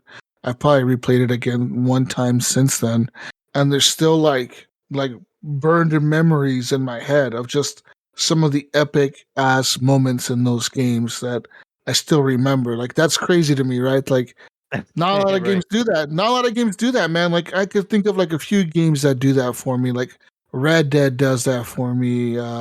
Last of Us does it. Yeah, the last of it is. I mean, Last of Uncharted. Us did it to me. Like there's scenes in that game and Ghost of Tsushima, and it's a Yeah, lot of PlayStation stuff that do it to me. Like I think of moments it's in just these games, it's a lot of awesome, PlayStation type stuff. epic ass moments. Yeah, and I mean, I could also think of some with like Xbox. Like I could think of like Here's a some War. some Gears moments of in War, Gears of yeah, War, yeah, where like when Dom dies or whatever, or when he has to shoot his wife because he finds her in a cage or whatever, and he's all fucked up and he has to kill her because and that moment's really fucked up because the whole point up to that game was for him to fight was him trying to find his wife, right? The whole time he's talking about his wife Yeah. and I how read he misses her listen to that book as well. and how he Epic. wants to be with her again and how he loves her and how the war separated them and he's gonna find her. And then he finds her and he finds her all fucked up in a cage, like brain dead pretty much, and he has to like kind of put her out of her misery, like that show is sad as fuck. I'm like, God damn. And then also when Dom sacrificed himself and died, that part was pretty sad too. I mean, like some of these games have really epic moments, and yeah, they but do. Uncharted definitely has some of the top ones, man. Like there's some really cool things in that game. There's like a whole mission where you break into like a Met Gala, like a auction type thing, and you're dressed up like in a fancy tuxedo, and you gotta like fucking like sneak around and like while Sully's like distracting the people and bidding and shit, you're trying to like get into like the security room and disable the cameras and like try to get into the back to steal this piece that they're auctioning off or whatever. And it's like a real like movie type shit. It's like some James Bond A type shit, heist. you know? Yeah. Is it kind of Yeah. like I didn't watch the whole movie. It's Like the like the one with movie, yeah, in that part where the there's a movie scene where like that they're in the movie, right? yeah, where they're at Where the Met Gala or whatever, like in New Tom York or Holland whatever. is there's a part where he's like trying to Yeah. escape and he has like an item, and I remember he Yeah. like swings across. Like I some of think the they took movie, I that was from kind of that like, all movie. right, I didn't Or watch the whole or the thing because movie took that from the game, of course. But yeah, it's yeah, exactly like that. Yeah, where like okay, you're trying to sneak around and there's some fucking guards everywhere and you're trying to like blend in with the people and shit. You're like trying to walk around. It's a Little really cool Hitman game, style. man. Yeah, it's a really cool game. I think you'll like it, honestly. It's a yeah. very So far, I'm simple enjoying game. it. Yeah, it It, like seemed the like it. Like I guns haven't had any kind of difficulty like doing the anything or guns are aren't like A couple really times spectacular or nothing. there was like maybe like one time where it gave me like a hint option because I was like not going where I was supposed to go fast enough, and it was something as simple as like that water mission at the very beginning. They were like, you're just underwater and you're like in a scuba outfit, and it doesn't tell you. It's just like you're swimming, and Mhm. you're like two different directions you can go, and it was like, hey, you're gonna run out of oxygen pretty soon. You need to get going. Hurry up. And I'm like, okay, what am I looking for? I don't. It doesn't really tell you, And you're like, Yeah, I'm just swimming. And here I was swimming the wrong direction because it said hit, but it was letting me. It wasn't like I was hitting yeah, an invisible wall in the game. It was just letting me swim, and it was, generating yeah, stuff around me, and I was just moving like I just thought it was the way I was supposed to be going. So then I hit like L3 for the hint, and it was like the other direction. Like, oh shit! So I had to turn around, yeah. swim all the way back to the other direction. That's like but I've seen stuff like that. But so far it's been pretty I simple wonder. and I wonder if straightforward. Naughty Dog will ever do another game like that, or like I know they did the one with the two girls or whatever. There's like another game they made with the two girls, like the Drake's wife and her friend or something. But they did that game after Uncharted 4. But I don't know if they'll do like another full on like Uncharted style series. I think they're gonna have to, right? Because they have The Last of Us and Uncharted as their When I two main was things. I wonder if they'll like bring in a new franchise, a new IP. Yeah, when I was curious about this when I was looking up when the game came out, the other day, 'cause I wasn't sure how old this game was. I wanted to see the date. Like how when you Google search something, there's other search options like questions and stuff, and somebody mentioned if there was Yeah. gonna be a 6 Five so I didn't know, or maybe it was 5, but I thought it or said yeah, 6 on the thing, but, yeah. um, so I don't know if, like, they're actually working on anything, like, if it's rumored or anything like that. I have Yeah. no idea, but, I yeah. I wonder if they're gonna do like a Last of Us 3 and then move on to a new IP. Yeah, see, that's what I would think. Maybe they were just so focused on The Last of Us now yet, I think but at this point they should move on to a new IP from both of those yeah, you're probably right. because I think they need a break, right? Like they need. Well, they said they're already working on a new IP. They say their next game is a total new thing. Like for whatever it is that they're working on, it's going to be a whole new thing. It Yeah, says here, because Naughty Dog is apparently working on a brand new franchise, so like a new IP, which makes sense because, I mean, at this point, you don't want to release another Last of Us so close to the last one being remastered and everything. You know what I mean? Like, Right. I say wait a little bit and then release one. You know, Well, problem then is that even too, the maybe like show, the benefit from problem the is show too. the Yeah, show let is the going to next catch season up come to out. it, right? Right. Because season 2 will be arguably the second game, if not the first half of the second game, That's what I was gonna say. I could see being the first half of the second game, and then the and then season season 3 being the 3. second half. Yeah, but then like what happens with season? Like if they say, "Oh, we want a season 4," like at that point, what does Naughty Dog do? Do they like, "Oh fuck, we got to come out with the game Well, right now," or do yeah, but we they like could just let almost them fucking do it or whatever? it'd be a nice ending spot if they didn't though. Like if like knowing how the game ended, Yeah, they could technically end it on a season 3. If they did yeah, it, broke the second game into 2 seasons, because you could technically end The Last of Us 2. Like you could end the yeah. series right there technically. I mean, That's in a good spot, right? Like it's a decent yeah. ending or whatever for what it is. And I think they could totally do another Last of Us, but with a whole new set of characters. Like it doesn't have to be Ellie anymore, right? Like it could totally be Mhm. like okay, we're gonna focus on this new group of survivors over here, like somewhere, Well, wasn't that some of the rumor that like and when you beat the game, it changes the launch title background and it shows like an island, and they think the game is going to be based off of that island with like a different story. Like who was the little the one girl that helps, or not the girl, but the native people Yeah. that help at the end with Abby's. Due to hobo internet, we are experiencing issues. Please hold as HGP returns.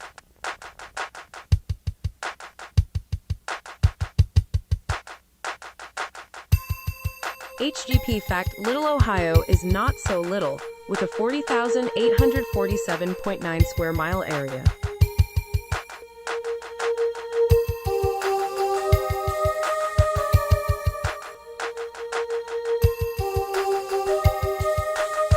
Due to hobo internet, we are experiencing issues.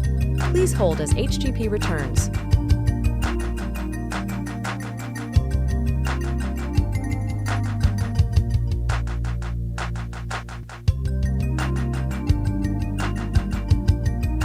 HGP fact: Gunny is really 950 years old. In fact, he was present when Yoda was born and is in fact his godparent.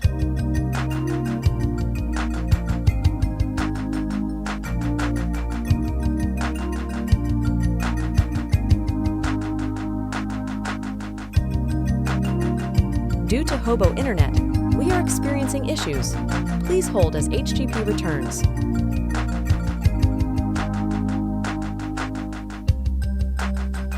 HGP fact: Jesus does not walk, as walking is exclusively for hobos, and Jesus is not a hobo.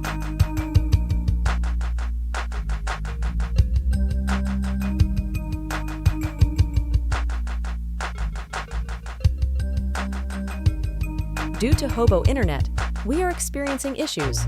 Please hold as HGP returns. HGP fact: Canada is really where the North Pole is, and Ryan lives there with his elf friends.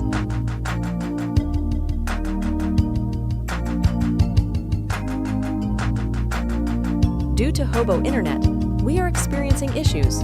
Please hold as HGP returns.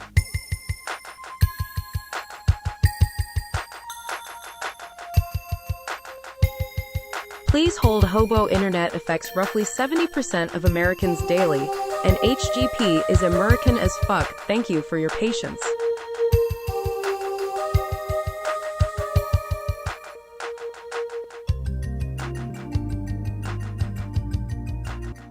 All right. Well, that just happened.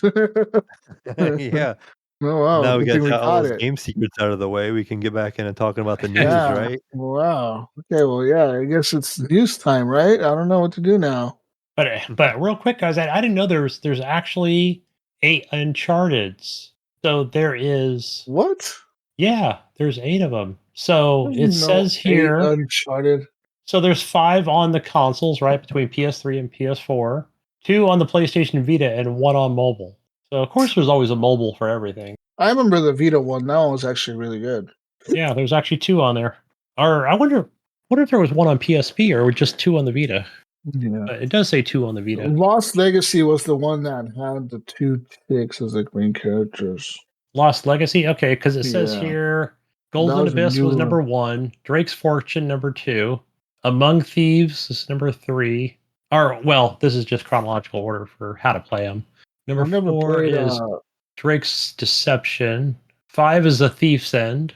That's the one I'm playing. Yeah, The Lost Legacy. Legacy's 6. Yeah, I never played Lost Legacy, but I bet it's cool. I think that one's a little bit shorter than the main games, though. I think Yeah. says about 7 hours to beat, 17 and a half for 100% completion. So yeah, it's like a shorter Uncharted. But I mean, I think 7 hours of Uncharted is good Uncharted hours. Like I think it's not bad. Yeah. You know what they need to do? They need to come out with a new Tomb Raider game, dude. Yeah. Yeah, they released that What happened? The last collection. I think it was kind of a, I don't know, not a good launch or something. I mean, what was the Heard it last was one buggy. that was? Well, that was that stupid remaster collection, right? It wasn't really yeah, I guess it was remastered, but still looked kind of old school. I If always you're get into the that. titles mixed up anymore. Like because the names are so close together. When I see them, I'm like, which one was that? Was that the newest one or the oldest one? You know, the remaster, the newer versions, the last 3 they made. Yeah. So Because there's what? the last one they made was Shadow of the Tomb Raider Okay, see what there's what like Shadow of the Tomb Raider, Rise of the Tomb Raider, and Tomb Raider. So Tomb Raider was the 2013 one. I played all the way through that one. That one was fun. Then Rise of the Tomb Raider was in 2015. That was the second one when she was a little bit older, right? And then Shadow of the Tomb Raider was when she was like already like an adult. And I remember that one had ray tracing. I remember they introduced ray tracing. They look really good. And Yeah, that was one's the one that had a looked benchmark in it, and it would like this was on my old Yeah. GPU, and I had a hard time playing it. I'm like, holy cow! That's when we were first messing with ray tracing. Yeah, that one. And Yeah, so that I'm one curious looked to go back to really it good. and crank it Yeah, up. I did once and finish see the what it's like. last 2 of them that came out. They were really good games. I love all the Tomb Raider games. I think they're cool, and the way Laura Croft is portrayed in them is really cool. And like, wasn't the last one the one where you could kind of like where you played as a little kid version of her, and you went back to like her mansion and found out about her dad or whatever and her stepmom or whatever. You find out all the shit that was going on there, like her stepmom killed her dad or something to take the money from the family or some shit. Yeah, I remember all that. That was cool. Yeah. And then that game was fucking good, man. What the fuck? We need a new Tomb Raider. I think, and then you were like, you were kind of losing it mentally, like, and your friend, I think he was like the Samoan Hawaiian guy. It's like, bring it together, Laura. You know, like you're fucking losing it. Yeah, the Samoan guy, didn't he die in the first one though? I thought he died in the first one. I don't think it's funny. I never finished the first one, but I finished the second two with the. I finished the first one, but I don't remember new series. I remember the other two. The middle one, the second one was when she was like the first one. She was like a teenager. She was like really young, and then the second one, she was a little bit older, and she was going back out there to explore something. And then the third one, she was exploring that island of. What the fuck are you talking about? Hold on. No, she was exploring the island of whatever Timiko or whatever the fuck that thing was. Yeah, that's what. Good fucking games, bro. I haven't played them in a while. Yeah, we definitely need a new. Yeah, in kind of the reboot, I just finished the second and third one. Funny, I never finished the first one at all. Should have. Anyways, besides that, let's get into some news. It's news time. News time. Fucking news up in this bitch. And some cool turn of events in the last few weeks. Sony has introduced something and then taken it away. Yeah, so Helldivers 2 is obviously one of the most popular games on Steam. It has only been dethroned by Manor Lords that just released in early access, but it held on that top selling spot, number one spot, for over 6 weeks, 7 weeks, 8 weeks, 9 weeks. A long fucking time, like 2 months or something, that it was in the top number one selling spot. Anyways, earlier this month, or late last month, Sony announced that Helldivers 2 would require Steam players on the PC to link their accounts to a PlayStation Network account. So pretty much after a weekend of strong player backlash, including review bombing the game on Steam, Sony reversed course earlier this morning, and they say they will no longer require PC players to link a PSN account. Yeah. And the amount of time that it took from the announcement to now, Helldivers 2 received over 14,000 negative reviews on Steam, and then that number ballooned to over 200,000 negative reviews in just 2 days after this announcement, enough to reverse the game's overwhelmingly positive rating to overwhelmingly negative rating on Steam. So there's that. The CEO of the Arrowhead Game Studios, Johan Pilstead, expressed dismay that players were also targeting the original Helldivers. He said, "It deeply saddens me that Helldivers game is also being review bombed due to Helldivers 2 controversy." So there's that. But this morning, Sony came out on PlayStation on Twitter, and they said, Helldivers fans, we've heard your feedback on the Helldivers 2 account linking update. The May 6th update, which would have required Steam and PlayStation Network account linking for new players and for current players beginning May 30th, will not be moving forward. So there's that. I don't know. I'm glad it's whatever. I'm glad they kind of removed it, because by doing this update, the game was delisted in 122 countries, because apparently these countries do not allow PlayStation Network in the country. You know what I mean? So like it's just not allowed there. So I don't know. I guess people in those countries would have had to use a VPN to play the game, which apparently many already do to play other games. But because of that reason, a lot of these players were asking for refunds from Steam. And I'm assuming Sony probably felt that hit their pockets too, man, because every time Steam refunds the game, which they were doing, I think they refund the money, right? They give the money to the player back or whatever. But they also give like a fee to Sony that Sony has to pay. So like Sony or whoever the publisher is has to pay them an extra whatever amount of money per copy that was refunded. So you can imagine if thousands of copies are being refunded, they're probably losing quite a bit of money. Yeah. Not just that, but like the whole, like all the wealth that they had of good all the good grace they had of the players and everything, that everyone that praised them, they kind of threw that all away in a matter of days just by announcing this. Right. Well, I don't know, like I know that some, like the people in the know, that, you know, people like us and people on Twitter and Facebook, like in the gaming industry, like they knew it was coming, right? And like even then they were like, I guess because you could have just chose like, I'll choose later or something. Because I guess so Jesus, answer me this. I think it's a pretty simple answer, and that is that, like, for you, let's say you're on Steam, you bought Helldivers 2, but you don't have a PlayStation account, so that means you have to create one. Yes. Mm-hmm. Yeah, that's okay. That's what I was thinking. Like, I was like, wait, well, what if you don't have one? I guess you have to choose one or create one. So yeah, Yes, they're you the have to developer. make I mean, they're the publisher. So yeah, but it Well, sucks. originally- 121 do, countries like, for not having PlayStation. I was looking down that 122. list. It's a lot. to do something like this, and then to have such like a uproar in the PC community, like how when they change their mind real quick like that, you know, because like, oh, they're just saying like, oh, we're trying to learn, you know, like the community, you know, because it's a different beast, you know, and Yeah. so, and you don't want to get on their bad, you know, like the PC community's bad side like right away. I don't think, because even if you start releasing games on there, they might just get roasted automatically, just the way it is, you know, like once you get on their bad side, it's like you stay on their bad side, you know. So it's like it'd Yeah. be really hard to kind of fight your way back out of that. And they've done well so far on PC, and I know they see the successes they've had, so they don't want to risk, you know, like over one game or something like that. So that's probably why they ended up backing down, you know. And they said they would kind See, of and reevaluate. power to the people, right? Because we are the consumers. We, you know, we've seen it before with PlayStation and you know, Microsoft Xbox, right? We've seen that where we don't like this, you know, like, yeah, and if enough of us, you know, band together, Mayo, we can make Yeah. change, I mean, it's different on or the make things PlayStation not because, change. Yeah.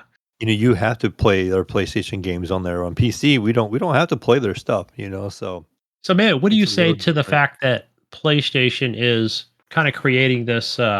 I think it's already out. I'm not even sure, but it's kind of an interface for Steam. Like, it's not a launcher. I don't think PlayStation's making a launcher. There's a rumor that they are. I Didn't I doubt hear something it, like an but overlay or something like? I haven't seen much it's on it, but like pretty. an It's not overlay an that you can pop overlay. I up. guess it's, well, I guess it sort of is. It's where it's just more of a, like, oh, you can kind of like, you can sign into your account, you know, when you're on Steam and get trophies and stuff. But I wonder if that's optional, you know, It'll for, probably be optional up to a certain point. I think Yeah, the reason, so the problem here is that the CEO of Arrowhead, who made Helldivers 2, said the reason this this has always been planned along the game. They said it was always a thing. It was always going to be a requirement to link your PSN. The problem was when the game launched, they were so popular. They said when we launched the game, it was too popular. It became too popular that we didn't even have enough servers to like bring the influx of enforce any of players that that stuff. were, yeah, like the players, there was too many players for even the servers that we had up. So we had to focus on getting more servers available right away. So we did that. He said, but with that being said, we had to keep the game running and keep it going, that we decided to push back on the PSN account linking right there and then. So we pushed it back for 3 months. Problem was that when Sony was asked before, will we have to link our PSN accounts to play Helldivers on PC under frequently asked questions, Sony said no, you will not have to link your yeah, there was PSN that too. account. There But was then that. recently, Sony said, "Oh yes, you will have to link your PSN account." This was the plan Yeah. all along, but they never made that clear from the beginning. They said, "No, no, no, like you're good. You don't have to have a PlayStation account." But then they changed that recently this week, and people were like, "What the fuck? You changed your mind? Like what the hell?" So people were mad about that, and I think that, I mean, it is what it is. It happens, and Yeah. I wouldn't have really cared either way. I would have probably linked it and still Yeah, played. me either. Most games But require not you for to those in anyways. 171 countries, guys. 171. Yes, but it doesn't matter really. Does it really Jesus, if I'm in matter? Afghanistan, how could I play Helldivers, man? I don't Or know. You get a VPN, bro, like every other fucking person what probably if I can't has. afford one because I'm in I don't Bolivia know. or Botswana. Then guess what? You don't play Or Cambodia. 2, okay? You probably cannot afford a PlayStation either, so it doesn't matter. You cannot play the game. That could be in Ethiopia. It looks like mostly all Africa. Like there's no PlayStation. But I'm thinking this was probably also trying to be implemented now because I'm assuming next month in June 9th, when Xbox does their showcase, they will announce that this game is coming to Xbox. And it makes sense to make the Xbox players sign into PSN to play Helldivers 2 on the Xbox. Just like when you play Sea of Thieves on the PS5, you have to log into a Microsoft account. Yeah. To play Sea of Thieves online on your PS5. It's a requirement. Xbox doesn't let you not log into a Microsoft. They make you log into a Microsoft account to even play a Sea of Thieves. But you don't see the uproar on that. It's the same exact thing they're doing. Do you have? I wonder if you have to. I'm assuming you do. You have to do. log into a Microsoft account if you buy Sea of Thieves on Steam. Like Yeah. I've never bought an Xbox game. Yes, I'm assuming you do. I remember. So that was kind of the beginning. That was really, I remember that was kind of the beginning of the whole Game Pass thing, or Game Pass was created just shortly after that. Because I remember there was a YouTuber by the name of Boogie2998 who was like, I think he was doing his Francis character, and he was like, and I think that's when he like took a hammer to his Xbox and like just made a big spectacle of it. And how fucking dare you, Microsoft, make me sign into an account or something? But kind of people took him seriously and were like, we're not going to buy your stupid game on Steam, or something because you require this. It's funny though, because looking at the reviews now on Steam, Helldivers 2 sits mostly positive now, and the top review that's on here says this game is so good that we even had a campaign mission in real life. For the love of liberty, 10 out of 10. Yeah, I did hear. Like my boy was telling me he seen a thing that somebody said that like how the game was all about working together and doing teamwork. And it was like people were saying like they were bred, like conditioned to do this mission to to get it. This when they were downloading the game, and they were mad against it. He's like, we were conditioned for this. This is Sony was getting us ready to uproar as a community, as together, to fight this injustice. I saw another. Here's another review that says the Helldivers have secured Snowy headquarters. Attention, all Helldivers! The automatons who took over Snowy headquarters have been successfully eliminated. Liberty now governs Super Earth once again. Managed democracy shall now continue to spread throughout the galaxy. Says, all Helldivers who fought in this battle shall be commended in the highest honor. Nice. Oh, shit. It's just, now the reviews are flipping around. Yeah, it's fucking funny, dude. I'm laughing. But actually, my plan, with this was... If they didn't announce this today, my original plan was to refund the game and then see how it plays out, because I thought Sony was going to cave regardless. I think I even told Brink and them, I'm like, I think this game is going to lose a lot of players right now with this if they continue with it. And then about a month or two from now, people will forget about it and start coming back, and that's when I'll buy it again. But no, like this morning they announced that it was like being reversed, and I was like, oh shit! I was like, I don't gotta refund the game now. I'm good. Yeah. This will be over by next week. Yeah, and I'm glad, man, because the game is so fucking good, man. Like, you gotta play it with me, dude. I'm telling you, man. I have access to it. I just haven't. There's so many fucking cool missions that you do, like just crazy shit that happens that you're just like, what the fuck? How did we survive that? Like, shit just gets wild, dude. It's so fucking cool. So fun. The game is incredible. And it was funny because I was reading a thing about the guy who plays John Rico in Starship Troopers or whatever, and they were asking him about Helldivers 2, and he says that he likes the game, and they were asking him, well, would you ever like want to do a part in the game, like a character in the game? And he was like, yeah, actually, he was like, I would actually like to be like one of the general guys in the game that talks or whatever, that gives people orders. I'm like, oh, that'd be kind of cool. Like later on, they get him in, put him in as a fucking general guy or whatever to fucking give people orders. That'd be sick. Because I wonder what the updates are going to be to this game, man. You know, like what are they planning to do with it? Because they've added new missions to it and new style missions. But we'll see what they do again. Yeah, I could see Rico in there as a colonel or something.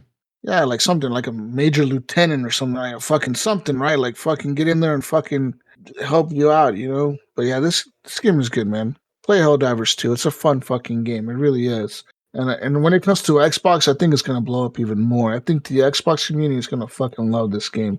Yep, it'll come to Xbox guys, and you got to sign into the PlayStation account because the Sea of Thieves has to do the same thing on PlayStation. Then the Xbox community is gonna be like all mad about it. Well, I have to sign into a PlayStation account, and I wonder if they'll make Sony overturn it.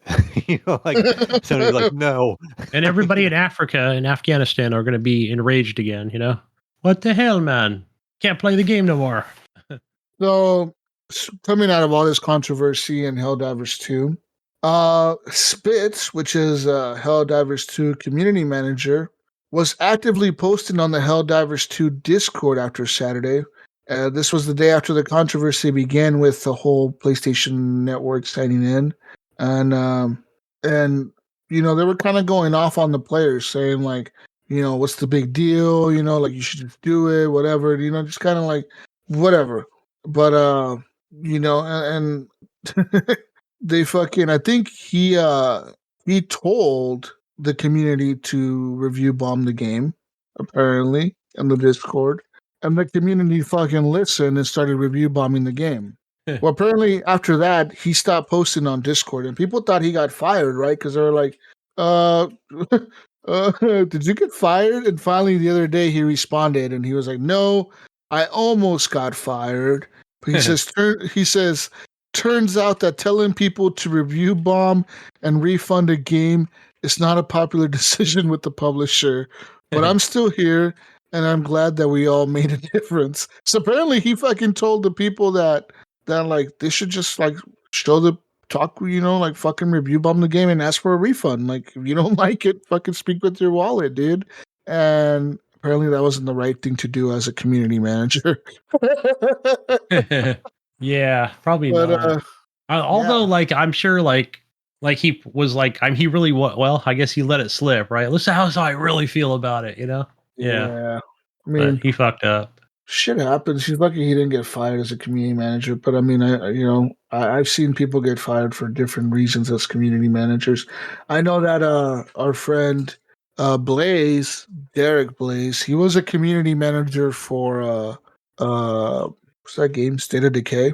Yeah, yes. State of Decay 2. And he ended up he stopped doing that because of certain things that occurred during I think it was a live stream or something that was occurring between streamers, and he was running it with the community. He was the community manager, so he was running it, and there was a live stream going on, and he was like, he didn't like what one of the streamers said to one of the girl streamers or something.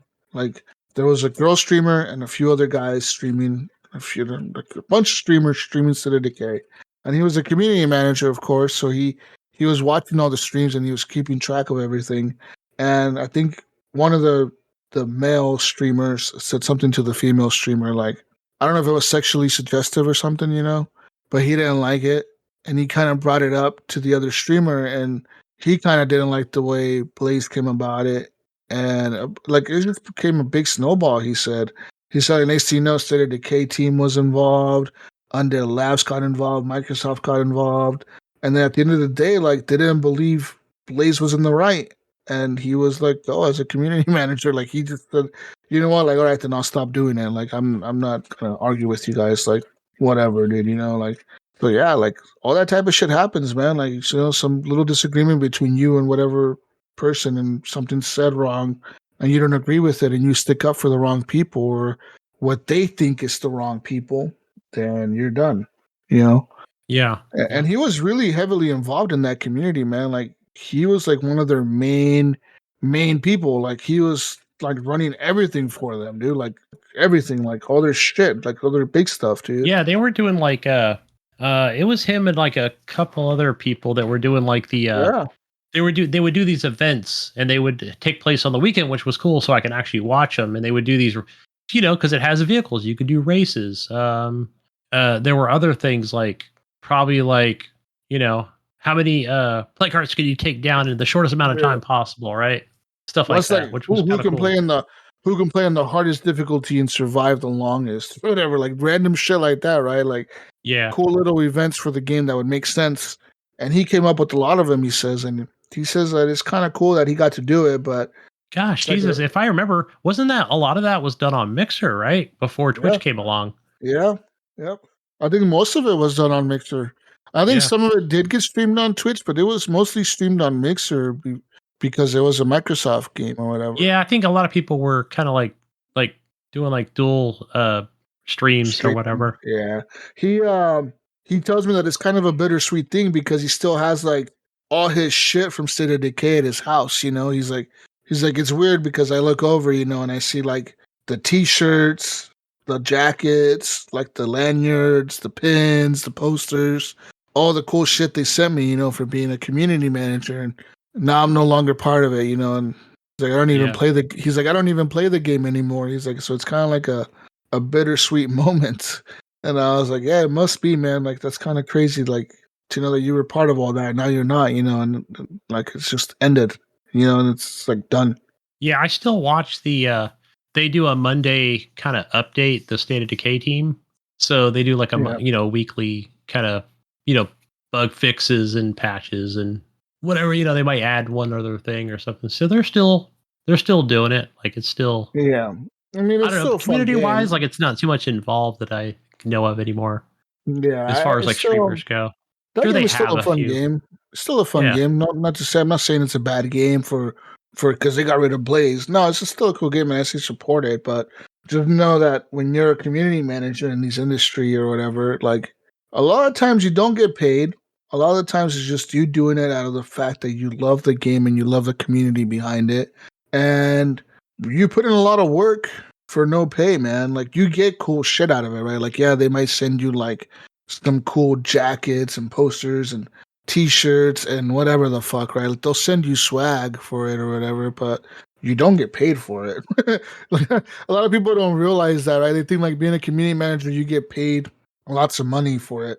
And that's not really the case in a lot of games. I mean, and they probably just assume the other setup might be that when you talk about the the kind of the, what would you call it, voluntary or whatever, but it's more of a, hey, I already have a channel, so it might be monetized or whatever. They already have a means of income. A lot of the times the companies, publishers like EA and shit, they do have community managers, like paid ones that work as part of like their PR team or whatever that do work specifically on a game. Like, yes, they do have one for like Mass Effect or whatever. When it comes more communication.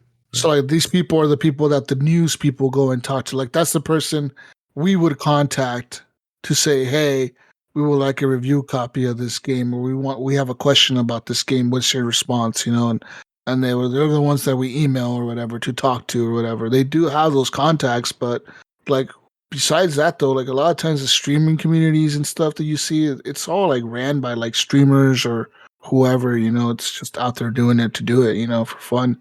Yeah. So it's cool to see that it happens, but it also sucks when you get the boot.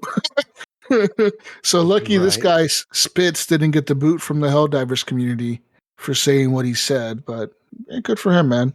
But I know for a fact he was also defending it too, though. He was, because I'm on the Discord for that Helldivers too, and I'm in there, and I see when they post things in there, and like he was defending it also. He was telling people like, if you have a PSN, just fucking link it. Like, how hard is it to do? Like, like it's not that fucking difficult to link an account. You do it all the time with EA, with Epic Games. You do it with everything else. Like, why is it so fucking hard?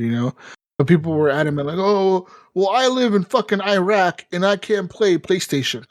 I was like, well, okay. Like, well, fuck, man. I don't know what to tell you, dude. Fuck, I don't know. Fuck, are you supposed? What do you tell people? I don't know. Use a VPN, I guess. Or what the fuck? Probably that, right? Learn how to use a VPN, but or we could have went this route, right? And everybody rallied together and made them change their decision. Yep. In other news, we got some PlayStation Showcase news for you. That's right. We all know the Microsoft Showcase event is occurring. I believe it's. Let me look up. I forgot the actual date. Is it June 8th? I don't know when they actually do it. It's usually the same date every year. Showcase 2024. I believe it's June 9th. So this year, okay.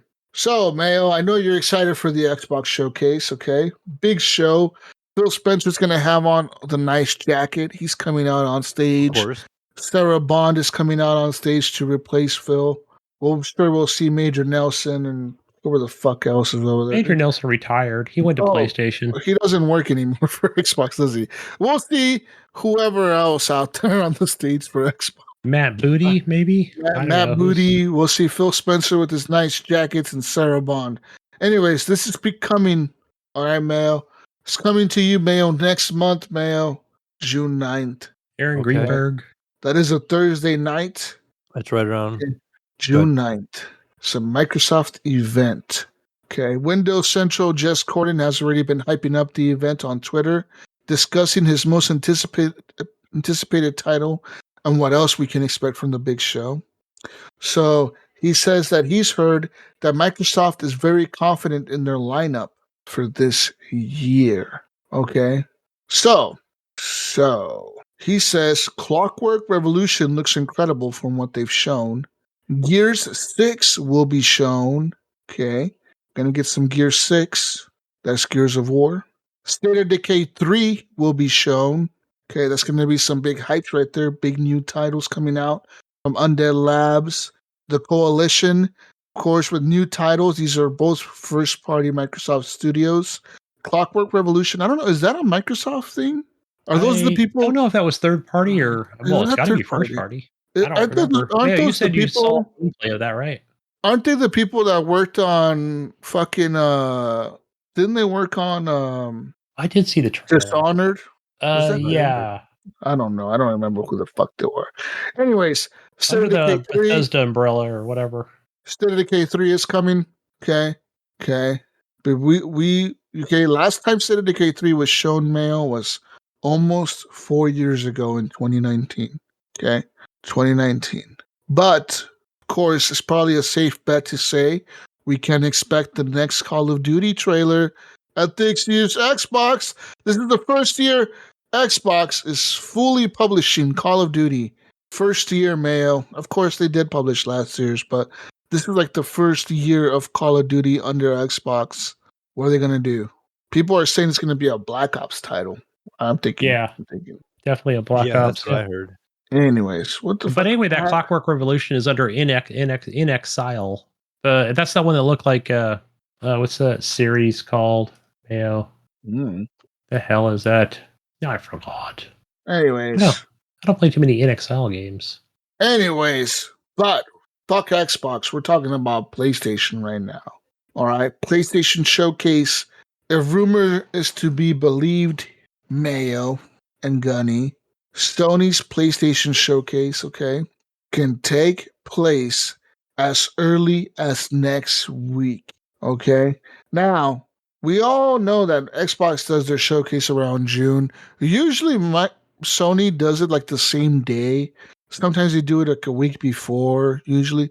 But they're always like kind of first. I don't know if you noticed this, but Sony kind of likes to go first. Sometimes they go after them, but a lot of times they go first. During E3, they always went the next day. Or it was later that day. Or like that, or later that day, yeah. So anyways, this rumor about the PlayStation Showcase event comes from a deleted social media post shared by an unexpected source, popular podcaster DJ Academics. As a matter of fact, the PlayStation Showcases is the only thing that people are looking forward to right now. The ongoing feud between musician Kendrick Lamar and Drake, which has spawned several diss tracks recently, is another incident drawing engagement. While giving an update about the same thing, it seems that DJ Academics may have accidentally revealed an approximate window for this year's PlayStation's rumored showcase to take place in May. So here, let's look at this post. So it has to be like some kind of pre-recorded online event, right? If we don't know about it as it sits right now, May 6th. Yeah. Well, the reason people are saying that it might be as early as next week is because DJ Academics said that Kendrick Lamar cannot drop like an actual album or another like thing or whatever like another diss track or songs or whatever. But he already did. I don't know why he says he can't. But I think he's saying he can't drop another album until Sony airs their showcase due to a marketing deal he has with Sony. Oh, so it's going to be in one of the trailers. The song. So I'm assuming one of his songs is going to be on the trailer, right? Like, it's kind of a weird thing, though. We can't have you release your album before our trailer drops, guy. No, it's probably a single, right? It's going to be a single that's going to be on. What do you think is going to be on? What game is going to be? What game does Sony have that they have a fucking Kendrick Lamar song? GTA 6. GTA 6. A fucking GTA 6 trailer I guarantee that's what it is. You think? What the fuck else? What the fuck else is Kendrick Lamar gonna be on, dude? I don't know. It's gonna be a GTA 6 trailer. Like, that's what I'm thinking. What else? Right? Even though, what else do you put a Kendrick Lamar song to? They're not gonna put that shit to fucking Silent Hill or to fucking like. Oh, we got a new fucking what's that little fucking stupid Sackboy? We got a new Sackboy game coming out. Here's some Kendrick. Here's some fucking Kendrick Lamar rapping to fucking Sackboy. That shit don't happen, dude. They could have some new IP coming out. We don't know about. What new IP? It's a fucking GTA trailer, dude. Ain't no way, man. Yeah, that's what I'm thinking. It is GTA trailer with that. A GTA trailer with some fucking Kendrick music playing in the background. Hell yeah, dude. It's gonna get everybody hyped the fuck up. And you know what's gonna be? You know that's gonna sell consoles for Sony, because Sony could be like GTA 6 coming to PS5, and they could have like the whole stupid PlayStation logos on fucking every goddamn GTA 6 trailer. Even though it's coming to everything else, even though it's coming to the Xbox, they're gonna have the PlayStation logo tied to it every time the fucking trailer shows. You know, it'll show the PlayStation logo, and then it'll show the Rockstar logo, and then the game will start playing or whatever, the trailer. Yep. That's what I remember GTA 6, right? We forget, but GTA 6 is rumored to be coming out next year, right? So you would think right around this time of year, around June, is when they would drop probably another trailer, right? Because they had the reveal trailer in December. It's been 6 months now. Hype has kind of been died down. Everyone's kind of forgotten about it. What's the perfect time to drop another trailer? In the middle of one of the biggest showcases in gaming, Microsoft or fucking Sony's fucking shit. You drop it in the middle of PlayStation. And historically, Rockstar and Grand Theft Auto, mostly Grand Theft Auto, has been tied to PlayStation. If you think about the past, right? You think about the original Grand Theft Auto and Grand Theft Auto 2 and 3 and 4 and even 5, they were mostly marketed with PlayStation. So yeah, that's what I'm doing. I'm calling it right now. I can't think of anything else. I'm gonna go with what you said. GTA 6. Yeah. I mean, I can't either. I just throwing it out there though. I was like, who knows? They say that also we're rumored to see Silent Hill 2 because they got their ESRB rating recently. So we're rumored to see that at the PS5 showcase or the PlayStation showcase. Of course, probably the new PS5 Pro is going to be shown off. Oh, there. Yeah. That's the other one. On Xbox, they're probably going to show off their new Xbox Elite or whatever it's called. And then apparently a new Metal Gear game titled Metal Gear Solid Delta Snake Eater.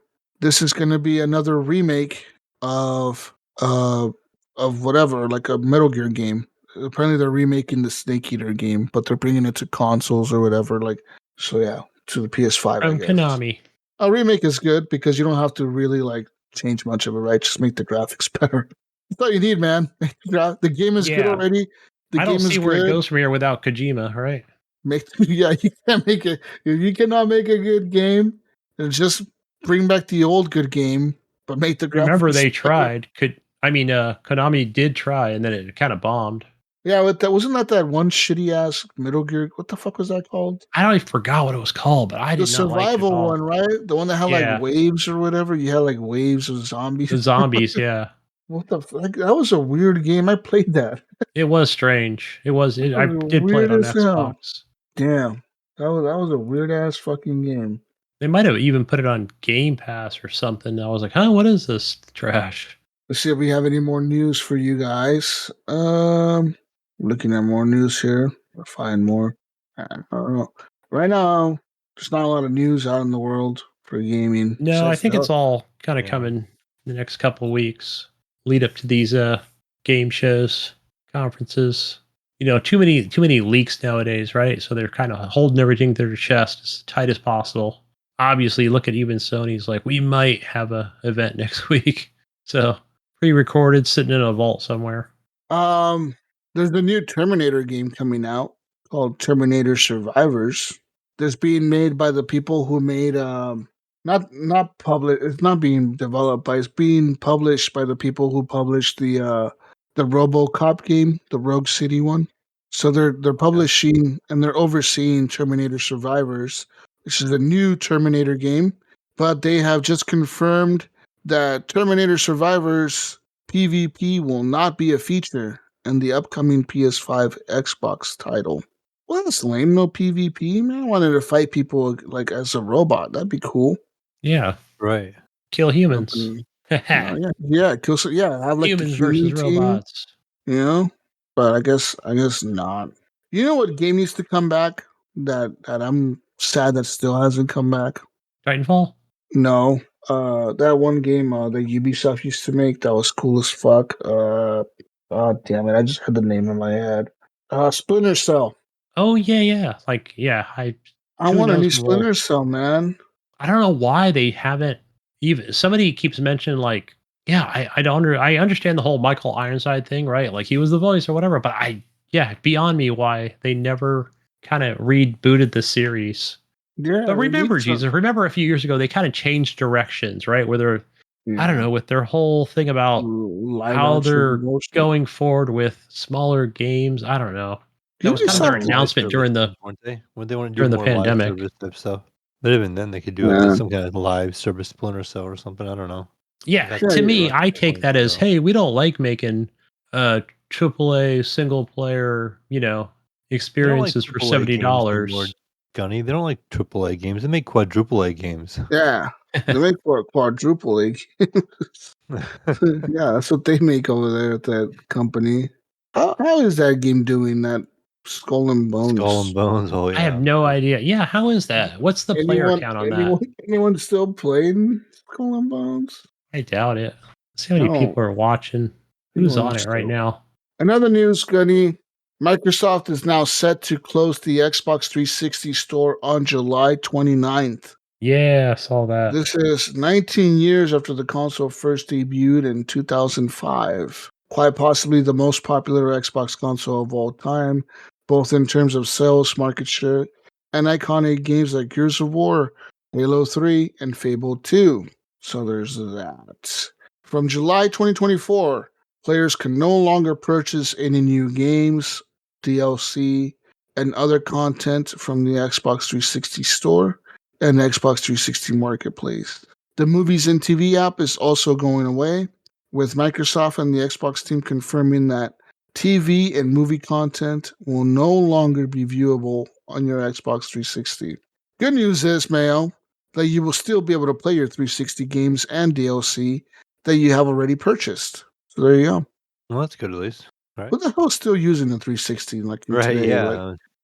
Okay, so guys, I actually just unhooked mine because Jesus, if you look behind me, do you see any posters or anything? That's because I'll be moving next door temporarily, so I had to unhook all that stuff, to kind of get ready for next week. And were you actually using it? Not so much. Like I would like. How long does it take for a 360 to boot up nowadays? Like 10 minutes? Right. No, gosh, it's actually not that bad. It's enough to walk in and get a soda and come back and it's on. It's pretty quick. Who the fuck is still using a 360 in 2024, dude? I know everything's kind of backwards compatible now, right? With the Xbox One to the Xbox Series S and X, but there's a few games on there. I've still got my DJ Hero. I got my Guitar Hero. I was like 15 years old when the 360 came out, dude. Like I'm fucking 32 now. Why would anyone be using the 360 still? I still have the Kinect, the original Kinect for it as well. I've got everything for it. Like, well, not every game, but I got all the connectors, the boxes, everything. It's all good collector stuff, but I did take it up to my other place, so it's just kind of being stored there for now. But it was kind of sad to see it go. So yeah, unfortunately, I don't think it'll make it back. It's time, down Gunny. here. You can let go over there. I am not letting it go. Matter of fact, I was packing up all my 360 games, which I don't have a lot of. Like, it's not a ton of stuff. Like, it fit in a small box. The wife's like, you should take that to the game shop. Take it to the game. I'm like, what? They're gonna give me $2 for each title. Right. This is like priceless items to me. Mm. Like, hey, Borderlands 2, I had 2 copies of it in the boxes. They were in their jewel cases. No way. I'm not getting 50 cents for those games. GameStop will give you 25 cents for them. Oh, right I now, forgot. but if you're a Trade Up Power Reward member, you get 30 cents. I forgot. Inflation, they're going to give me 25 cents, but they're going to sell it for $7. Yeah, exactly. Big news for Starfield players on the Starfield front. Starfield players, man, will no longer have to deal with the game's 30 FPS cap. As part of an update arriving on May 15th, that's right, Mayo, in just 9 days, Bethesda will let Xbox Series X players run the game at 60 FPS. The 60 FPS option comes as part of several new display customization settings. The game will let you choose to prioritize visuals to keep the highest resolution while maintaining full detail for special effects, lighting, and crowds, or choose to prioritize frame rate performance, which will lower internal resolution and detail for special effects, lighting, and crowds. Bethesda recommends choosing performance mode when running the game at 60 FPS or above. It is also recommended, though, a variable refresh rate TV, a VRR, is running at 120 Hz, but you do not need one to run Starfield at a higher frame rate. The only downside is, though, that you will have to deal with occasional screen tearing if you do not have a VRR display. With the VRR display, though, Mail, you can pick between a 30 FPS mode, a 40 FPS mode, or a 60 FPS mode, or even, Mayo, check this out, an uncapped frame rate mode. Uncapped on the console. Uncapped. There we go. Okay. Several other features are coming with the May 15 update, including more detailed surface maps that should make it easier to explore your surroundings, as well as new ship customization tools and gameplay options, such as the ability to access your ship's cargo from the player's inventory menu. This update is available right now in the beta on Steam. So there's that. Down the line, Bethesda says they plan to add a major shattered space expansion, along with a new land vehicle to drive around in, and official mod support. So there's that. That's exciting, though. 60 FPS. It's kind of a big turnaround from their original vision. Don't you remember that? When Todd Howard was asked about the 60 FPS not being available on console on launch, and he said, well, we have a creative vision, and that creative vision is to run the game at 30 FPS because this vision is what makes our vision. It's what we wanted. Listen, Gunny, 30 FPS vision is what we had in mind. And I'm gonna call bullshit here because I remember when he said that, or when people were distributing that around, and I fucking knew. I think it was, I want to say, and I don't remember what I had for breakfast this morning. I was talking to Ghost Nico about this in like January, right? But I knew before then. When Todd Howard was talking about 30 FPS is just amazing, right? It's their vision, bro. It's their vision. Yeah. I freaking knew. I told him in January. I might have even said it on the show. I was like, you watch, guys. You watch. Come June 2024, right? I was actually a month or a little late, but I said, you watch. They're going to come out with like a 30 and a 60 or whatever visual performance mode, right? I was talking to Ghost Nico about it. And I said, you watch. Then they're going to come out with like land vehicles, right? Now, I know people are like, oh God, Gunny, like, cue up the fucking music for this should have been in the game to begin with. Well, it should have, right? It just should have. I understand they got it in a running state, right? And it's complete and, let's go ahead and ship it. This is the date. But yeah. And of course, they'll never tell you like, we really wanted to get that performance mode is 60 and uncapped, but come on, what are you guys doing? This should have been there, damn it. But yeah, the game's. I mean, I'm not shitting on the game. The game's still fine, but besides the loading screens, still a decent game. But man, I'm excited for those for the Creation Club for having different characters and just all the different mods you can play with. So I'll definitely be jumping back in. There's already a fucking shitload of mods for Starfield. Yeah, but I guess referring to when it comes to console. I was looking at something, and okay, let's look at mods. Starfield Nexus mods. There's mods for everything, dude. Guns, people, fucking maps, fucking. Give me the no loading doors mod. I'll be happy on that. Give me unlimited money. Give me all the ships. Fuck yeah. Gunny and his unlimited money over there. Yeah, I gotta have it. I don't do money. That's why Mayo, I'll be buying Manor on Steam very soon, right? As soon as it goes down in price, I'll be buying them. Doing the unlimited money mod. How many? Okay, what game do you think is the most modded game? Skyrim. Yeah. Yeah, you know how many mods Skyrim has on Nexus Mod? How many mods do you think it has on Nexus Mods? From big to small, I'm going to say about 1,200. You're not even close. Guess. You're not even close.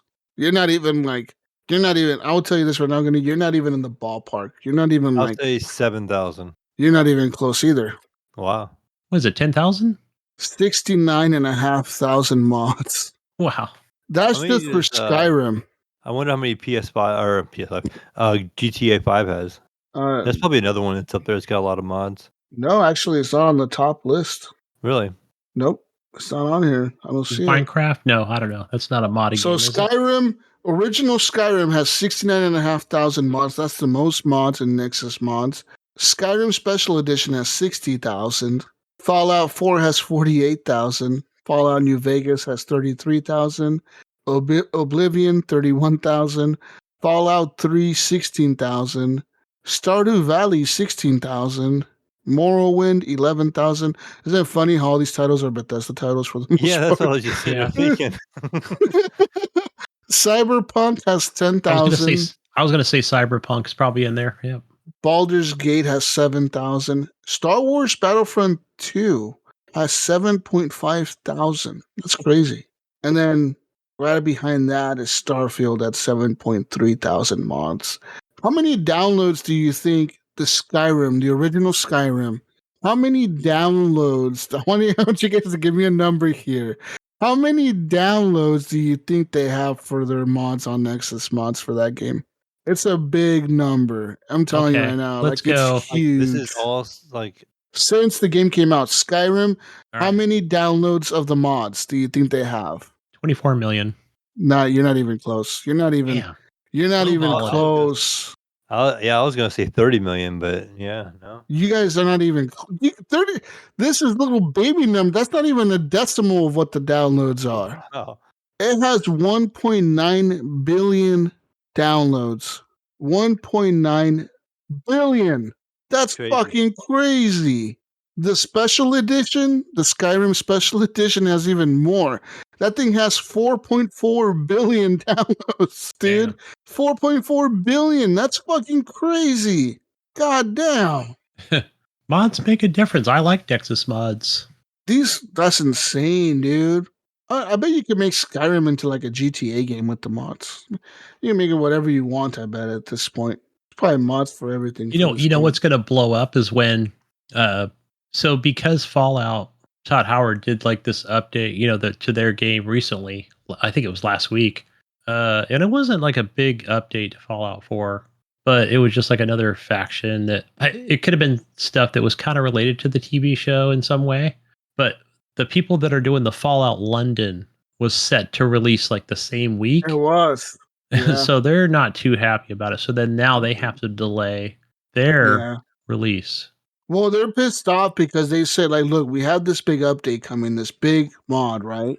And they're saying that they feel like that Bethesda kind of blindsided them because they're like, they could have at least tried to talk to us and we would have worked with them to make the mod work with their update, right? Like, if we would have known it was coming and we would have known what it would have looked like and they could have gave us the file on the back end, we would have just made this compatible with that file. But now that they fucking came out and updated this shit, without letting them know, it fucking ruined the whole thing. They said like it fucking doesn't work anymore. Like they have to sit there and redo it again to make it work with the new files in the game. So that tells me that I'm just going to go ahead and assume that the Fallout London team is probably on like a Nexus style type website and not on the Creation Club side of stuff. I would assume so. I would assume they're like a Patreon thing. I think it's a Patreon thing. It has to be, yeah. I think it is a Patreon. Because you could work with the Creation Club for paid items and stuff, paid mods, if you want to. I don't think that works too well. I haven't seen a lot of it. So I'm looking at their website, and they have like their own website for it. But like, like this is like a full on game, dude. Yeah, like it's a huge update. Like they said, like this is like a full on like a full game. Like yeah, that looks cool. I think it'll be cool to explore like a European theme of Fallout. You know. Mm-hmm. Because even when I think because of this DLC being delayed, Bethesda, I think Todd Howard specifically was asked about if they ever plan to make like a Fallout Europe, you know, like a Fallout whatever, you know, like in Europe or something. And he said no, they don't plan to because they want to keep it like an Americana style type of game. You know what I mean? Yeah, that's what it's based on. Like old school Americano, fucking 1950s, 60s type shit. Like, but I don't know why not. Why wouldn't you want to see a Fallout Great Britain or Germany or guaranteed French or guaranteed when this fucking mod DLC thing drops and people are playing the hell out of it, Bethesda will change their tune. Yeah, I guarantee they're gonna be like, oh yeah, we heard the players' feedback and demands, and our next Fallout game is in fucking Paris, guys. Yeah, yeah, the next Fallout game, yeah, Fallout Paris. Who would have known? Oh, we knew you guys wanted to go to Europe. Okay? You guys went to London. Now you're going to Paris. We knew you guys wanted to go to fucking Europe. We knew it all along. We're taking you there on the train. Okay. Come on, mates. Let's go, eh? Oh, shit. Anyways, wait, that was my Aussie voice again. Let's move on, Gunny. Let's get out of here. Give us the console corner shit or whatever the hell's going on over there. Yeah, so console corner stuff. Let's see. Did I even update it? So the only thing I know that we do have PlayStation, the new PlayStation Plus games for this month are EA Sports FC 24, Destiny 2 Lightfall, Ghost Runners 2, and Tunic. That's a good game. Play the Tunic. So everything I just read off was for PS4 and PS5. And as far as Xbox Game Pass goes, I didn't really look at the list besides Manor Lords on the PC side of things. And over on the Epic Store, your free games this week are Cat Quest 2 and Orcs Must Die 3. So download them, claim them, get on them on your phone. You don't have to have a PC. Play them later. But that's all I have, guys. And you can go find me, Gunny Chief. My gamer tag. It's one word. It's over on the Xbox and the Steam and the Uplays and other launchers as well. Even over on the PlayStation 4 for HGP_Gunny. Where do we find you, Mayo? You can find me as the Mayo or the Mayo 1 over on Discord, Steam, Xbox, PlayStation, all typical places. Like we said before, Discord is the best place to find us. You know, come over there, say hi, join the server. We're in there. We'll see your notifications. If we get in there and just at one of our names, we'll see it. We'll respond. How about you, Jesus? You can find me on everything that's Jesus Walks Lot. I'll be playing some more Gray Zone, more Fallout, probably Manor Lords. I'll check that out. And GameView. Yeah, and if you guys have experience adding Windows to your Steam Deck, get a hold of me. Maybe like you can convince me to do it. I don't know, but I'm out of here. Peace out, Brussels sprouts. We'll catch you on the next edition of the Horrible Gamers Podcast. We're out of here. Bye, everyone. Bye. See ya.